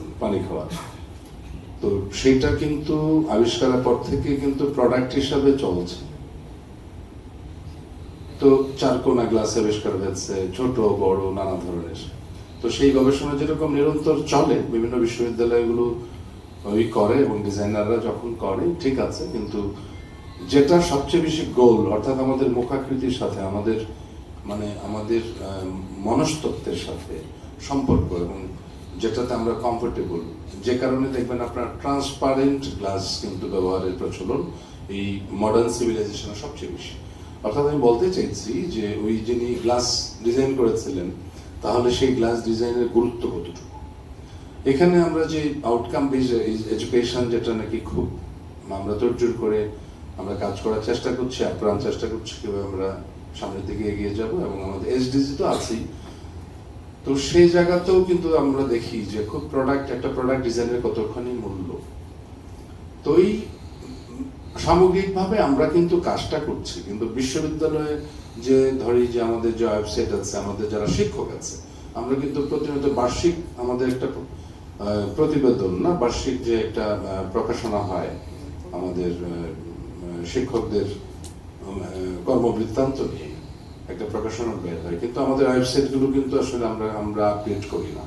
প্রতিনিয়ত আমাদের শিক্ষকরা আমরা কি করছি, কাজ করছি, সেই জায়গাগুলোকে নিজেদের আপডেট করা। কিংবা আমি বিশ্ববিদ্যালয়ে বলবো, আমি প্ল্যান করেছি প্রয়োজনে অনেক প্রবীণ শিক্ষক আছেন যে যারা একটু আলসেমি করেন কিংবা প্রসেস বুঝতে চান না, কিংবা কি দরকার আছে, কিংবা এর জন্য কোনো জবাবদিহির জায়গা নেই, ফলে হচ্ছে কি তারা নিজেদেরকে আপডেট রাখতে চান না।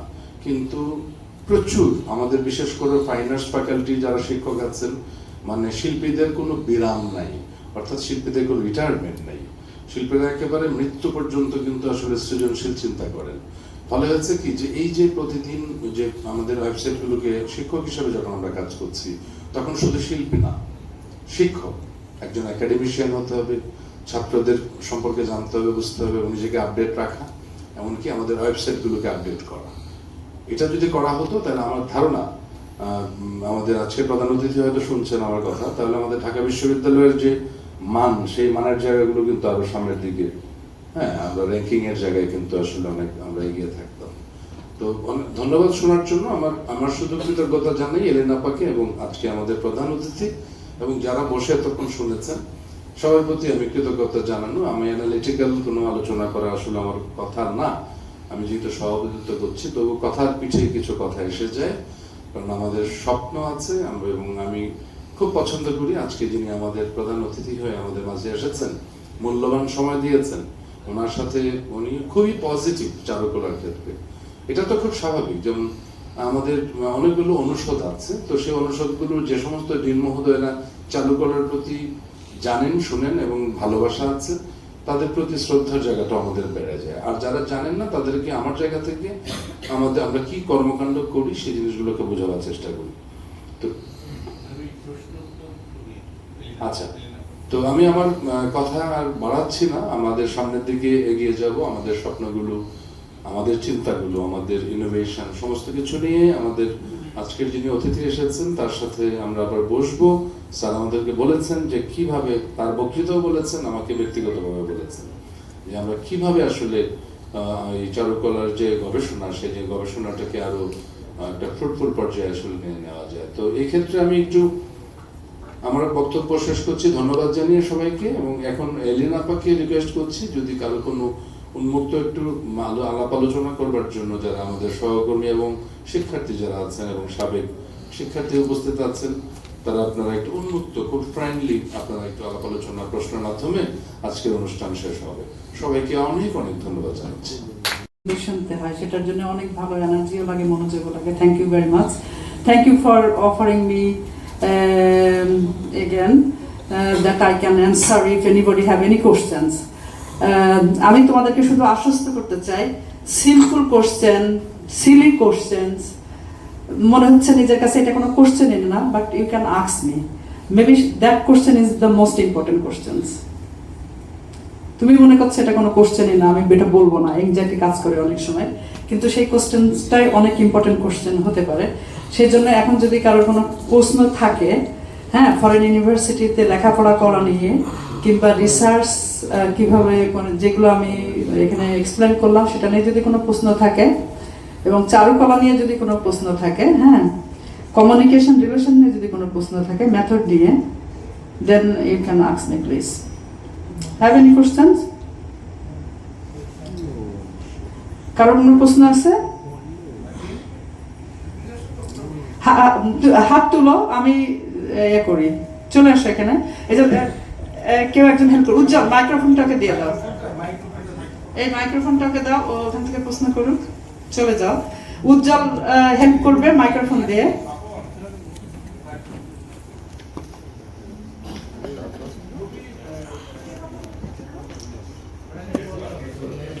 একজন স্টার্ট করলে অনেক প্রশ্ন আসবে। আমি অনেক বড় বড় অনুষ্ঠানে যাই, আর 5 years higher studies university Oslo থেকে আমরা এটা অনেক ইউজ টু, বুঝছো, এরকম সেমিনারে যাওয়া, প্রশ্নের উত্তর দেওয়া। আমরা দেখি যে সবাই চুপ করে বসে থাকে, লজ্জা পায়, জিজ্ঞেস করে না। এরপরে একজন যদি স্টার্ট করে পুরো ফ্লোর প্রশ্ন করতে থাকে।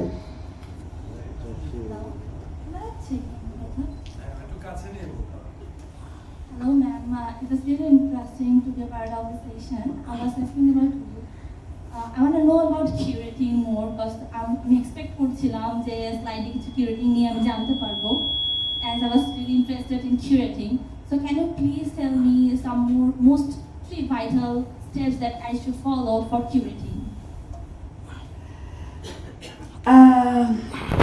সবচেয়ে বড় জিনিস যে তুমি কোন পেন্টিং গুলো বা অবজেক্ট গুলো, বা ধরো তুমি সিরামিকে করো, স্কাল্পচার করো বা প্রিন্ট মেকিং এ করো, যে প্রথম কাজ হচ্ছে যে তোমার ভালো একটা প্ল্যান থাকতে হবে। হ্যাঁ, প্ল্যানটা তৈরি করা, যে তুমি কোথা থেকে শুরু করবা কাজ, না যে কাজটাই তো মেন, তুমি ওইটাই দেখাতে যাচ্ছ।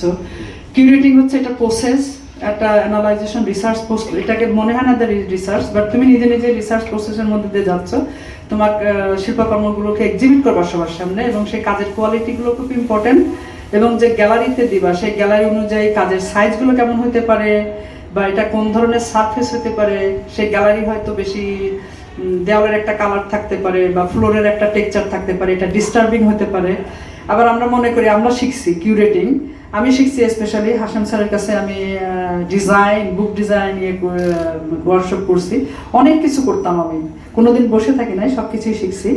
আবার এই যে সিনিয়র ভাইদের সাথে, টিচারদের সাথে কাজ করতে করতে কিভাবে ডিসপ্লে করা যায়, আমরা মনে করি উপর নিচে প্রত্যেকটা মার্জিন নিচে সমান থাকবে বা প্রত্যেকটা মার্জিন উপরে সমান থাকবে।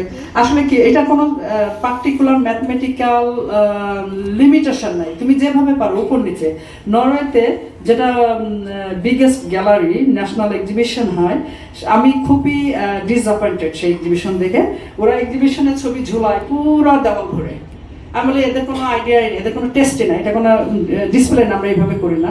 বাট আমি নিজের প্রজেক্ট রান করি, আমি 71-এরও বেশি প্রজেক্ট অ্যান্ড গ্রুপ এক্সিবিশনে পার্টিসিপেট করছি, 6টা ছলও করছি ওখানে। হ্যাঁ, এখন আমি যখন করি তখন আমারগুলো, আমি যেগুলো শিখে গেছি, হ্যাঁ, নিচের মার্জিনটা ঠিক রাখি, কিংবা একটু গ্যাপ দিয়ে দিয়ে করতে হয়, এত টাইট করতে হয় না। হ্যাঁ, আরেকটা হচ্ছে খেয়াল রাখতে হবে, আমি যেহেতু প্রিজার্ভেশনের উপরে কোর্স করছি, কিউরেটিংয়ের উপরে, নরওয়েজিয়ান অর্গানাইজেশন নিকো শিল্পকলাতে 1 ইয়ার, সেখানে আমরা লার্ন করছি যে আসলে আমাদের মানুষের হেলথ আছে, তাই না? আমরা কিন্তু কখনো ভাবি না যে পেন্টিং বা শিল্পকর্মেরও হেলথ আছে, কিন্তু এটা কিন্তু আমরা জানি না। এটা যে ছবি দেখতে আসে মানুষ, তারপরে কাছে যে একজন হেলান্দের এরকম দাঁড়ায় আছে তোমার ছবিতে, তাই না? ছবিটা কিন্তু ওই সময় মনে হবে যে কিছুই হয়নি, কিন্তু ওই যে ডাস্ট বা অয়েলটা ক্যারি করলো, কিংবা ওই যে ভাইব্রেশনটা ক্যারি করলো, ওইটাতে কিন্তু আস্তে আস্তে, এটা খুব সেন্সিটিভ ম্যাটেরিয়ালস, আমরা সঙ্গে সঙ্গে টের পাই না, কিন্তু এটা ইফেক্ট করতে থাকে, বুঝছো? অয়েলটা হয়তো ফাঙ্গিস তৈরি করতে পারে, কিংবা ওই যে হেলান্দের দাঁড়ালো, পরে তুমি বাসায় নিয়ে গেলে এক্সিবিশন করে দেখা গেল পেন্টিং এর ওখানে ভিতরে চলে গেছে, তাই না? সো এই জিনিসগুলো খেয়াল করতে হবে, গাইড করতে হবে অডিয়েন্সদের, তাই না? লজ্জা পেলে হবে না, এটা তোমার শিল্পকর্ম, তোমার ছেলে মেয়ের মতো। আমার শিল্পকর্ম আমার বাচ্চাদের মতোই আমি ভালোবাসি, সুতরাং কেউ এগুলোকে নষ্ট করতে পারবে না, সবাইকে রেসপেক্ট নিয়ে দেখতে হবে। হ্যাঁ, আর একটা জিনিস হচ্ছে মার্কেটিং করা, পাবলিশিং করা, এটা খুব ইম্পর্টেন্ট। হ্যাঁ, মানে এগুলো সবগুলোই কিন্তু আমরা বলি কিউরেটিং বা কিউরেশন, এটা মনে হয় যে মিউজিয়াম বেস, কিন্তু এটা আসলে মিউজিয়াম বেস না, এটা ট্রেডিশনাল আইডিয়া। কিউরেটিং, কিউরেশন, এগুলো প্রত্যেকটা আর্টিস্টকেই জানতে হবে, তোমরা যারা কাজ করতেছো, তাই না? প্রথম এক্সিবিশনটা কি কি জিনিস লাগে, ক্যাটালগ লাগে, পাবলিকেশন লাগে, রিলেশন লাগে, কমিউনিকেশন লাগে, সবকিছুই। কিন্তু যখন তুমি গ্যালারিতে যাচ্ছ, তখন ডিসপ্লে এবং যে পেন্টিং এর যে হেলথ আছে, এটাকেও মানে খেয়াল রাখতে হবে, যেন পেন্টিংটা তুমি সেল করতে পারো, যে টাকা দিয়ে কিনবে তার কাছে যেন অনেক বছর থাকে, এটা তো ডকুমেন্ট, তাই না?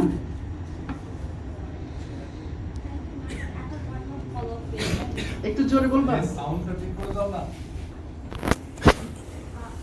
Hello. হ্যাঁ, So I have one more follow-up question. Okay. আমরা অনেক সময় হচ্ছে কিউরেটিং, যেটা আমি বাংলাদেশের গ্যালারিজ গুলো বা এক্সিবিশন গুলো দেখছি, সেখানে মূলত দেখি যে ডিসপ্লে কিউরেটিং, যেটা আপনি বলছেন যে আমি অ্যালাইনমেন্ট মেলাচ্ছি, কালার মেলাচ্ছি, টেক্সচার মেলাচ্ছি, and then also you were saying about restoration বা preservation. But আমি এই জায়গায় জানতে চাচ্ছি, what about the documentation of an exhibition? কারণ একটা এক্সিবিশন হচ্ছে, একটা ক্যাটালগে জাস্ট একটা ছবি থাকছে, there are no information, so ওই জায়গায় আমরা কাজ কি করতে পারি? আসলে আর্টিস্টরা তো সবাই ক্রিয়েটিভ আর ইনোভেটিভ, বুঝছো? এটা আর্টিস্টের, আমি যে বললাম ফ্রিডম অফ এক্সপ্রেশন, যে শুধু law suit, criminal law, civil law. আমি আসলে 5 বছর অনেক কিছু লেখাপড়া করছি, ওখানে একটা international universal instrument human rights লর উপরেও আমি অংশ নিয়েছিলাম, যখন আমি জেন্ডার ইকুয়ালিটিতে মাস্টার্স করছিলাম। তো সুতরাং ফ্রিডম অফ এক্সপ্রেশন, এটা ক্রিয়েটিভদের মধ্যে অনেক আছে, যেরকম রেজাউল করিম স্যার বললেন যে একটা ছবি বা একটা ডকুমেন্ট দেশই চেঞ্জ করে দিতে পারে, তাই না? সুতরাং এটা শিল্পীদের ওই স্বাধীনতাটা আছে, এটা কোনো ট্রেডিশনাল মেথড না বা সিস্টেম না যে এইরকমই হতে হবে। তুমি যদি ইনফরমেশন না দিতে চাও তোমার ক্যাটালগে, দরকার নাই।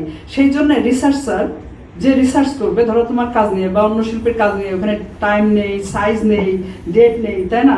তাহলে এটা কার ছবি, তাই না? সেই রিসার্চারই হয়তো রিসার্চ করতে যে ফাইন্ড আউট করলো, ডাটা ফাইন্ডিং করলো, সে ডাটা যারা স্যাম্পল তারা যেন রিলায়েবল ইনফরমেন্টস হয়, হ্যাঁ, যে এটা ওই আর্টিস্টের করা ওই সময় করছে। তারপরে জিজ্ঞেস করলো কি জন্য স্যার বা ভাই বা আপনি নামটা লেখেন নাই, সাইজটা লেখেন নাই, কোনো ইনফরমেশন দেন নাই ক্যাটালগের মধ্যে, হ্যাঁ কেন করছেন? হয়তো আর্টিস্টের ওইটা একটা ইনোভেটিভ আইডিয়া ছিল, ক্রিয়েটিভ আইডিয়া ছিল, কারণ আর্টিস্ট তো ফ্রিডম অফ এক্সপ্রেশন নিয়েই কাজ করবে, তাই না? এটা ক্যাটালগ পাবলিশিং এর মতো হইতে পারে, এটা যখন ডিসপ্লে করে ডিসপ্লেটা তার মনের মতো করতে পারে, এখানে কোনো পার্টিকুলার যে সিস্টেম নেই যে এটাই হইতে হবে, তুমি ফ্রি এবং নতুন কিছু দেখাও, এক্সপেরিমেন্ট করো, তাই না? অন্যরাও শিখবে না, এইভাবেও করা যায় কিউরেটিংটা, এইভাবেও ডিসপ্লেটা করা যায়, তাই না? এই প্রসিডিও আমি ক্যাটালগটা বের করতে পারি। যেরকম আমরা শিখছিলাম, আমি জানতাম ক্যাটালগ শুধু পিন আপ করে বইয়ের মতো করা যায়। এক সময় শিখলাম একটা স্যারের কাছে আমরা কিভাবে টাকা বাঁচাই, ক্যাটালগ করতে পারি কম টাকা দিয়ে, যে ফোর হ্যাঁ হ্যাঁ ফোল্ডার পাস করে করে এরকম করো, আমাদের দুই দিকেই ছবি দেওয়া যায়, এটা তো খুব মজা। তখন আমরা ওইটাই চালু হয়ে গেল, তাই না?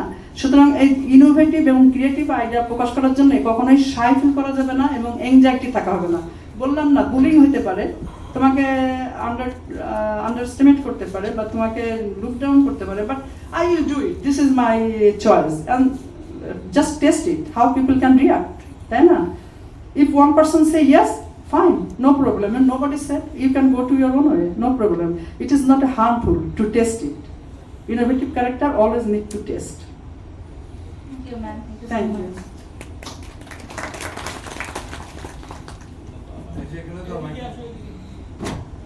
স্পেশাল নিডস ভিজিটরদের জন্য এক্সিবিশন ম্যানেজমেন্টে কি কি ফ্যাসিলিটিস থাকতে পারে? এটা মানে ওর কোশ্চেনগুলো খুব ইম্পর্টেন্ট ছিল চারুকলার স্টুডেন্ট হিসাবে, তাই না? আমরা যখন স্টুডেন্ট ছিলাম আমরা ভয় জিজ্ঞেস করতাম না শিশির দা, নেচার দা বা নবী স্যার, ওরে বাপরে বাপ। আর আমি একটু 3/4 প্যান্ট পরে আসতাম, বাসার স্যার সবসময় বলতো যে ওই যে ওই স্টুডেন্টটা হাফ প্যান্ট পরে আসে, বুঝছো? বাসা স্যারের ধারে কাছে যাইতাম না, ছবি দিয়া চলে আসতাম, বুঝছো?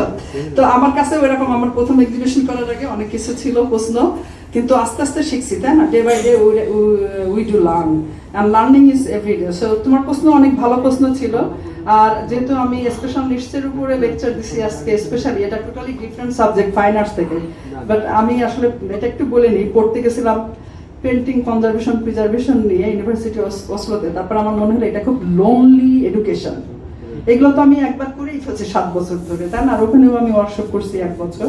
সুতরাং আমি নতুন কিছু শিখতে চাই, যেটা আমাদের রেজাল্ট করিম স্যার বললেন যে অন্য সাবজেক্টকেও ইনক্লুড করা যায় ফাইন আর্টসের মধ্যে। ফিজিক্স ফর এক্সাম্পল, এটা আমরা নরেতে বলি থেবার ফাগলি, হ্যাঁ, মাল্টি ডাইভার্সিটি সাবজেক্ট। আসলে পেন্টিং এর মধ্যে, আর্টের মধ্যে সবকিছু আছে। এটা কিন্তু ম্যাথমেটিক্সও আছে, সোশ্যাল সায়েন্স আছে, কালচার আছে, মিউজিক আছে, বুঝছো? আমরা দেখি না, এভরিডে আমরা উই ডু ইউজ। এবং স্পেশাল নিডস এডুকেশন এটার সাথে connected, but special needs with people with special needs, how they can visit your exhibition and what you can do, encourage them, হ্যাঁ? তো তুমি এটা একটা করতে পারো, এটা জাস্ট আমার ইনোভেটিভ আইডিয়া, তাই না?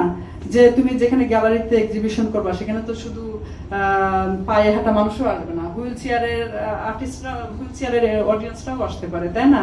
সেই ক্ষেত্রে যদি ওখানে কোনো স্লাইড সিঁড়ি না থাকে, তুমি ওটা চিন্তা করে, হ্যাঁ, একটা কাঠের সিঁড়ি বানাই দিতে পারো টেম্পোরারিলি, যে ওইটা দিয়ে ওরা উঠতে পারে।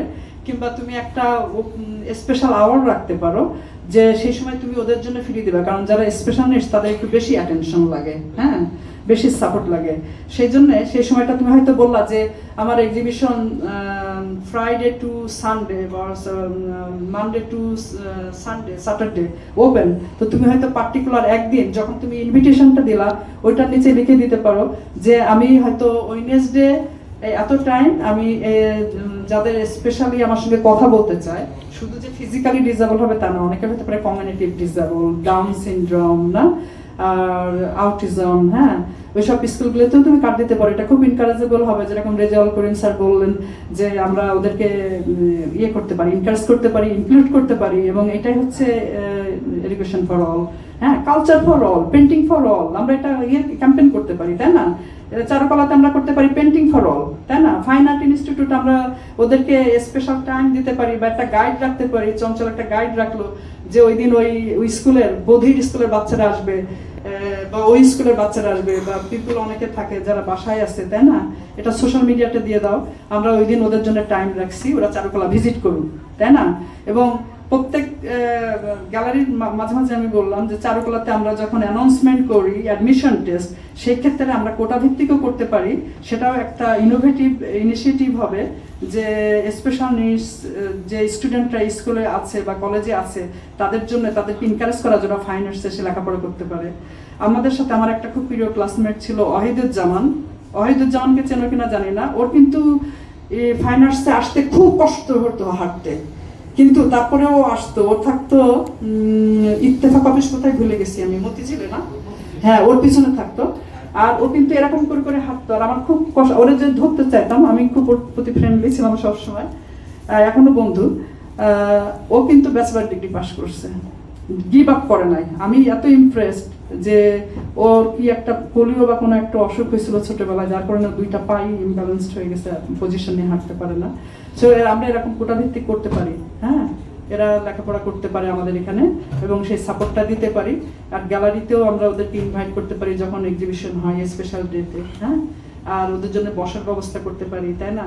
ওদের কি লাগে মেন্টাল সাপোর্ট, বা কোন ছবিটা ভালো লাগছে ওদের ইন্টারভিউ গ্রহণ করতে পারি, হাইলাইট করতে পারি, তাই না? এইভাবে ওদেরকে সাপোর্ট দিতে পারি।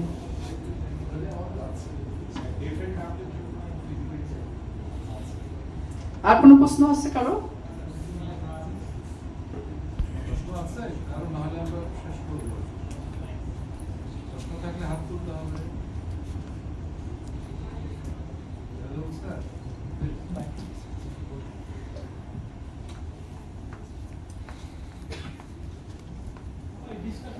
Thank you. আচ্ছা, প্রশ্ন নাই? হ্যাঁ, না, প্রশ্ন না, নেই। আপনাকে অনেক ধন্যবাদ যে এতে চমৎকার আলোচনা করার জন্য।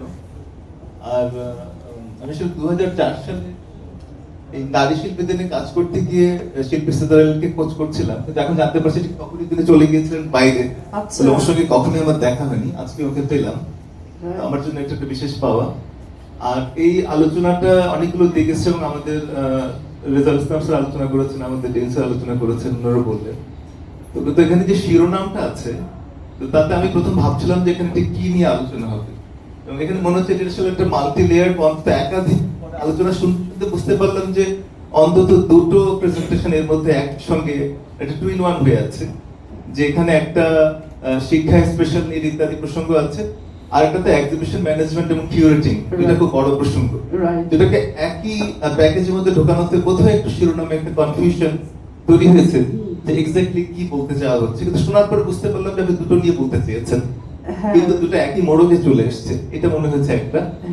আর স্পেশাল নিডটা শুনতে গিয়ে যেটা স্পেশাল নিডস ফর এডুকেশন যখন বলা হচ্ছে, তখন কিন্তু মানে আপনার আলোচনা শুনে বুঝতে পেরেছি আপনার কি বক্তব্য, তো শিরোনাম থেকে খুব স্পষ্ট হয় না যে স্পেশাল নিড এডুকেশন যেটা, এবং যেটা আপনি অনেকগুলো তথ্য এবং মেথোডোলজি নিয়ে খুব আলোচনা করলেন, যেটা আমাদের শিক্ষার্থীদের অনেকের কাজে লাগবে। তো কিন্তু এখানে এই স্পেশাল নিডস ফর এডুকেশন যখন আমরা বলি, আবার স্পেশাল নিডস এডুকেশন যখন, এর মধ্যে নিশ্চয়ই কোথাও একটা ফারাক আছে। আর এই শিরোনামটার মধ্যে অনেকগুলো এন্ড যোগ হয়ে যেভাবে এই যে কম্পোজিশনে দাঁড়িয়েছে, এটা বুঝে ওঠা খুব মুশকিল, যে মানে কিন্তু শোনার পরে পরিষ্কার হচ্ছে যে হ্যাঁ, আপনি দুটো বিষয় বলতে চেয়েছেন। আর এটা শুনতে গিয়ে আমার মনে পড়ছিল যে জাপানিজ বিখ্যাত একজন লেখিকা তেতসুকো ফুরায়ানাগি, যার তত্ত্বচান বলে একটা বিখ্যাত বই আছে, সেই তত্ত্বচানের মধ্যে এরকম একজন টিচার মিস্টার কোবায়াশি, তিনি একটা ইউনিক স্কুল করেছিলেন, একটা রেল লাইনের রেলগাড়ির বর্জিত মানে বগির মধ্যে সব বাচ্চারা খেলবে, শিখবে ইত্যাদি। তো সেখানে দুইটা বাচ্চা ছিল যারা একজন পোলিও হয়েছিল, একজনের গ্রোথ কম থেমে গিয়েছিল। তো উনি ওদের জন্য একটা স্পেশাল ব্যবস্থা করেছিলেন, ওরা যাতে খেলতে পারে এবং সেখানে জিততে পারে, এবং যাতে কোনোভাবে তাদের না মনে হয় যে ওরা পিছিয়ে আছে বা বন্ধুদের থেকে, এবং ওরাও একটা ট্রেনিং পাচ্ছিল যে ওই বন্ধুকে সাহায্য করবার। তো মনে হচ্ছে যে আপনার আলোচনার সঙ্গে সেটা বেশ প্রাসঙ্গিক। আমার আবার মনে পড়লো উপন্যাসটার কথা বা বইটার কথা, তো খুব সেটা আমরা রিলেট করলাম। আর যতটা এখানে আরো একটু আশা করেছিলাম যে আপনি হয়তো আপনার নরওয়ের এক্সপিরিয়েন্সটা, যেটা কিছু কিছু বলেছেন, মাল্টিকালচারাল এবং নানা দেশের লোকরা আছে, ইমিগ্রেন্টরা আছে, নানা স্টেটাসের লোক আছে, যেটা আমাদের দেশ থেকে আলাদা, যেটা আপনি বললেন। কিন্তু আপনার অভিজ্ঞতা যেটা, যতটা মেথোডোলজি যতটা আলোচনা হয়েছে, কিন্তু আপনার যে দীর্ঘদিনের অভিজ্ঞতা সেখানে কাজ করার, বিভিন্ন আরো ফার্দার ডিগ্রি নেবার, তো সেগুলো আমাদের সঙ্গে শেয়ার করলে আমরা হয়তো আরো আলোকিত হতে পারতাম, আরো উপকৃত হতে পারতাম। সেটা হয়তো পরবর্তী কোনো সুযোগে ঘটতে পারবে। Thank you. এটা খুব ভালো, আমার ক্রিটিক দরকার, তাই না? আমি তার মহাজ্ঞানী না। আর আমি এই যে কি বলবো, মানে এটা আমার রিসার্চার এবং স্পেশাল প্যাডাগগ, স্পেশাল নিডস এক্সপার্ট। আপনার প্রথম প্রশ্নটা বলি, আমাকে যদি খুঁজে পেতে সমস্যা হয় তাহলে আসলে আমার ভাই কোভিডে যতদিন স্টালিন হচ্ছে বাংলাদেশ শিল্পকলা একাডেমির ডিজি, তার কাছে গেলেই হবে। যদি কেউ আমাকে খুঁজে পেতে চায়, আমার ফোন নাম্বার নেই বা কিছু নেই, তাহলে ওর কাছ থেকে আমার ইনফরমেশন পাওয়া যাবে আমি কোন জায়গায় আছি। আমি হয়তো আর কিছুদিন থাকবো, থাকার কথা ছিল 15 দিন। হ্যাঁ, আর নরওয়েতে যে একদম ডুব মেরেছিলাম, এত লেখাপড়া করছি আর এত এক্সিবিশন করছি, এত কাজ করছি নিজেকে তৈরি করতে, যে অনেক সময় নিয়েছে। আর আপনি যেটা বললেন যে দুইটা ওভারল্যাপ হয়ে গেছে, ওভারল্যাপিং এর কারণ আসলে একটাই দেওয়ার কথা ছিল, এটা কারেক্ট, এটা আমি জানি। হ্যাঁ, এটা কিন্তু এটা খুব থিওরিটিক্যাল, যেরকম রেজাল্ট স্যার বললেন যে এটা খুব থিওরিটিক্যাল, রিসার্চ ভিত্তিক, তাই না? আমাদের এখানে ব্যাচেলার ডিগ্রি, মাস্টার ডিগ্রির স্টুডেন্ট আছে, আবার প্রফেসর আছে যে অনেকে পিএইচডি করছে। কিন্তু এটাও ইনক্লুসিভ সেটিং, তাই না? সব ধরনের স্টুডেন্ট টিচার আছে এখানে, কোয়ালিটির, তাই না? সুতরাং যারা ব্যাচেলার ডিগ্রি, যারা কোনোদিন এক্সিবিশন করে না, ওদের জন্য কিউরেটিংটা খুব দরকার, যেটা আমরা চ্যালেঞ্জেস ফেস করছি। আর আমি যেহেতু চারুকলাতে পড়ছি, আর আমি আর্টিস্ট, আমার দুইটা প্রফেশন পাশাপাশি, আমি ফাইন আর্ট প্রফেশনাল হিসেবে কাজ করি। হ্যাঁ, আমাকে অনুমতি দিলে আমি একটু কথা বলবার লোক সামলাতে পারছি। আচ্ছা, দাঁড়াও একটু, আমি ওনাকে আমি একটু সাপোর্ট দিয়ে নিই, যেহেতু উনি খুব সম্মানের সাথে আমাকে প্রশ্ন করলেন, এটা সত্যি। আর স্পেশাল নিডস এডুকেশন, এটা হচ্ছে আমাদের যে একাডেমিক নেম, হ্যাঁ, এটা ওখানকার আমাদের অসলো ইউনিভার্সিটি রিসার্চারও এটা যে একাডেমিক যে এডুকেশনের এটা নামটা দেওয়া হয়েছে। কিন্তু আমি যখন রিসার্চ করছি, তাই না, ড্রয়িং অ্যান্ড পেন্টিং, হ্যাঁ, টুল ফর কমিউনিকেশন, আর এটা কি ইউজ, মানে যখন দুইটা ডিফারেন্ট, মেনি ডিফারেন্ট, নট দুইটা, এবং different language, different cultural background student communicate করে, তাই না? তো আমি এটা রিসার্চ করতে যে আমি নিজেও তো অনেক ইনোভেটিভ, তাই না? আমি ওখানে অনেকগুলো লিস্ট দিয়েছি, তাই না, যে আমি অনেকগুলো টেস্ট করছি, তারপরে আমি এটা ন্যারো ডাউন করছি যেন রিসার্চটা কমপ্লিট হয়।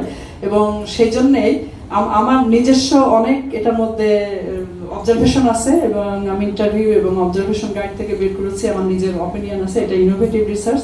সো সেই জন্য আমি এটা বলছি যে ফরটা লাগাই দিচ্ছি, স্পেশাল নিডস ফর এডুকেশন, যে আর কি কি লাগতে পারে। হ্যাঁ, অনেক কিছু আমার রিসার্চ থেকেই আমি পেয়েছি, যে রিসার্চটা কিন্তু তাই পাই যে আপনি নতুন কিছু ফাইন্ডিং করবেন এবং আপনি ইনক্লুড করবেন, যেটা আপনার রিসার্চটা পরবর্তী স্টুডেন্টরা ওরা এনকারেজ হয় এবং ওদের রিসার্চে হেল্প করে, তাই না? হয়তো এতগুলো মেথোডোলজি, এতগুলো টেকনিক আমি নাম দিয়েছি, যেরকম motivation, observation, interview guide, flexibility, তাই না? এগুলো হয়তো আমাদের স্টুডেন্টের মাথায় নাই, কিন্তু আমি সবগুলো টেস্ট করছি। মেথডটা খুব ইম্পর্টেন্ট, তারপরে ওই মেথডের সাথে থিওরিটা যাবে কিনা, যার কারণে যেটা এটা আমার প্রেজেন্টেশন, এটা ইউনিভার্সিটির অসলোর যে ওদের ফ্রেমওয়ার্ক আছে, এডুকেশন প্ল্যান আছে, সেটা ডাইরেক্ট আমি নিয়ে আসছি, সেটা প্রেজেন্ট করছি। সেই জন্য ফর এই প্রিপোজিশনটা দেওয়া হয়েছে, ঠিক আছে? এখন ক্লিয়ার? আর যেহেতু আমি আর্টিস্ট, ওইটা আমি মানে আর্ট ছাড়া যেতেই পারবো না, তাই না? এই জন্য এটা ওভারল্যাপিং হয়েছে। চঞ্চলকে বলছি, চঞ্চল আমি আর একটা করতে চাই, এটা দিয়ে দাও প্লিজ। তো চঞ্চল বলছে ঠিক আছে, এলেনাপা। হ্যাঁ, তো এটা আমাদের আর্ট কলেজ, সরি, চারুকলার স্টুডেন্টদের জন্য এটা হচ্ছে ভালোবাসার গিফট। হ্যাঁ, কিভাবে কিউরেটিংটা করতে হয়, প্ল্যান ছিল একটাই। ওকে, থ্যাংক ইউ। ওয়েলকাম এলিনাপা। আপনার মনে আছে কিনা আমার নাম ডিউক? ডিউক মনে আছে, ঠিকানা মনে আছে, অবশ্যই অবশ্যই। হ্যাঁ, আমরা যখন ছাত্র ছিলাম, মানে মাত্র ভর্তি হয়েছে, তখন এলিনাপাকে দেখেছি সবার আগে। চারুকলায় ঢুকতাম, এলিনাপা পেইন্টিং করছে এবং মাঠের মধ্যে, কখনো মনে আছে নিশ্চয়ই। তো এলিনাপা আসলে মূল পরিচয় হচ্ছে পেইন্টার। আমি বলবো যে এইটা বোধহয় এই রিসার্চের আলোচনার কারণে এটা হারিয়ে যাচ্ছে। অনেকগুলো গুণ আছে এলিনাপার, এবং আমাদের সবসময় আমাদের উজ্জীবিত রাখতে। এক্সকিউজ মি, মোবাইলটা বন্ধ করা যাবে প্লিজ? কার মোবাইল বাজছে? সরি। আর এই আলোচনাটার আয়োজনের ক্ষেত্রে আমি একটু এলিনাপার হয়ে এবং ডিন স্যারের হয়েও আমাদের অনুষদের পক্ষ থেকে একটু পরিচয় দিই। সেটা হচ্ছে এইটা আয়োজনের জন্য খুব অল্প সময় পাওয়া গেছে, আর আমি একটু পরেই এসেছি, আমারও ব্যস্ততা ছিল।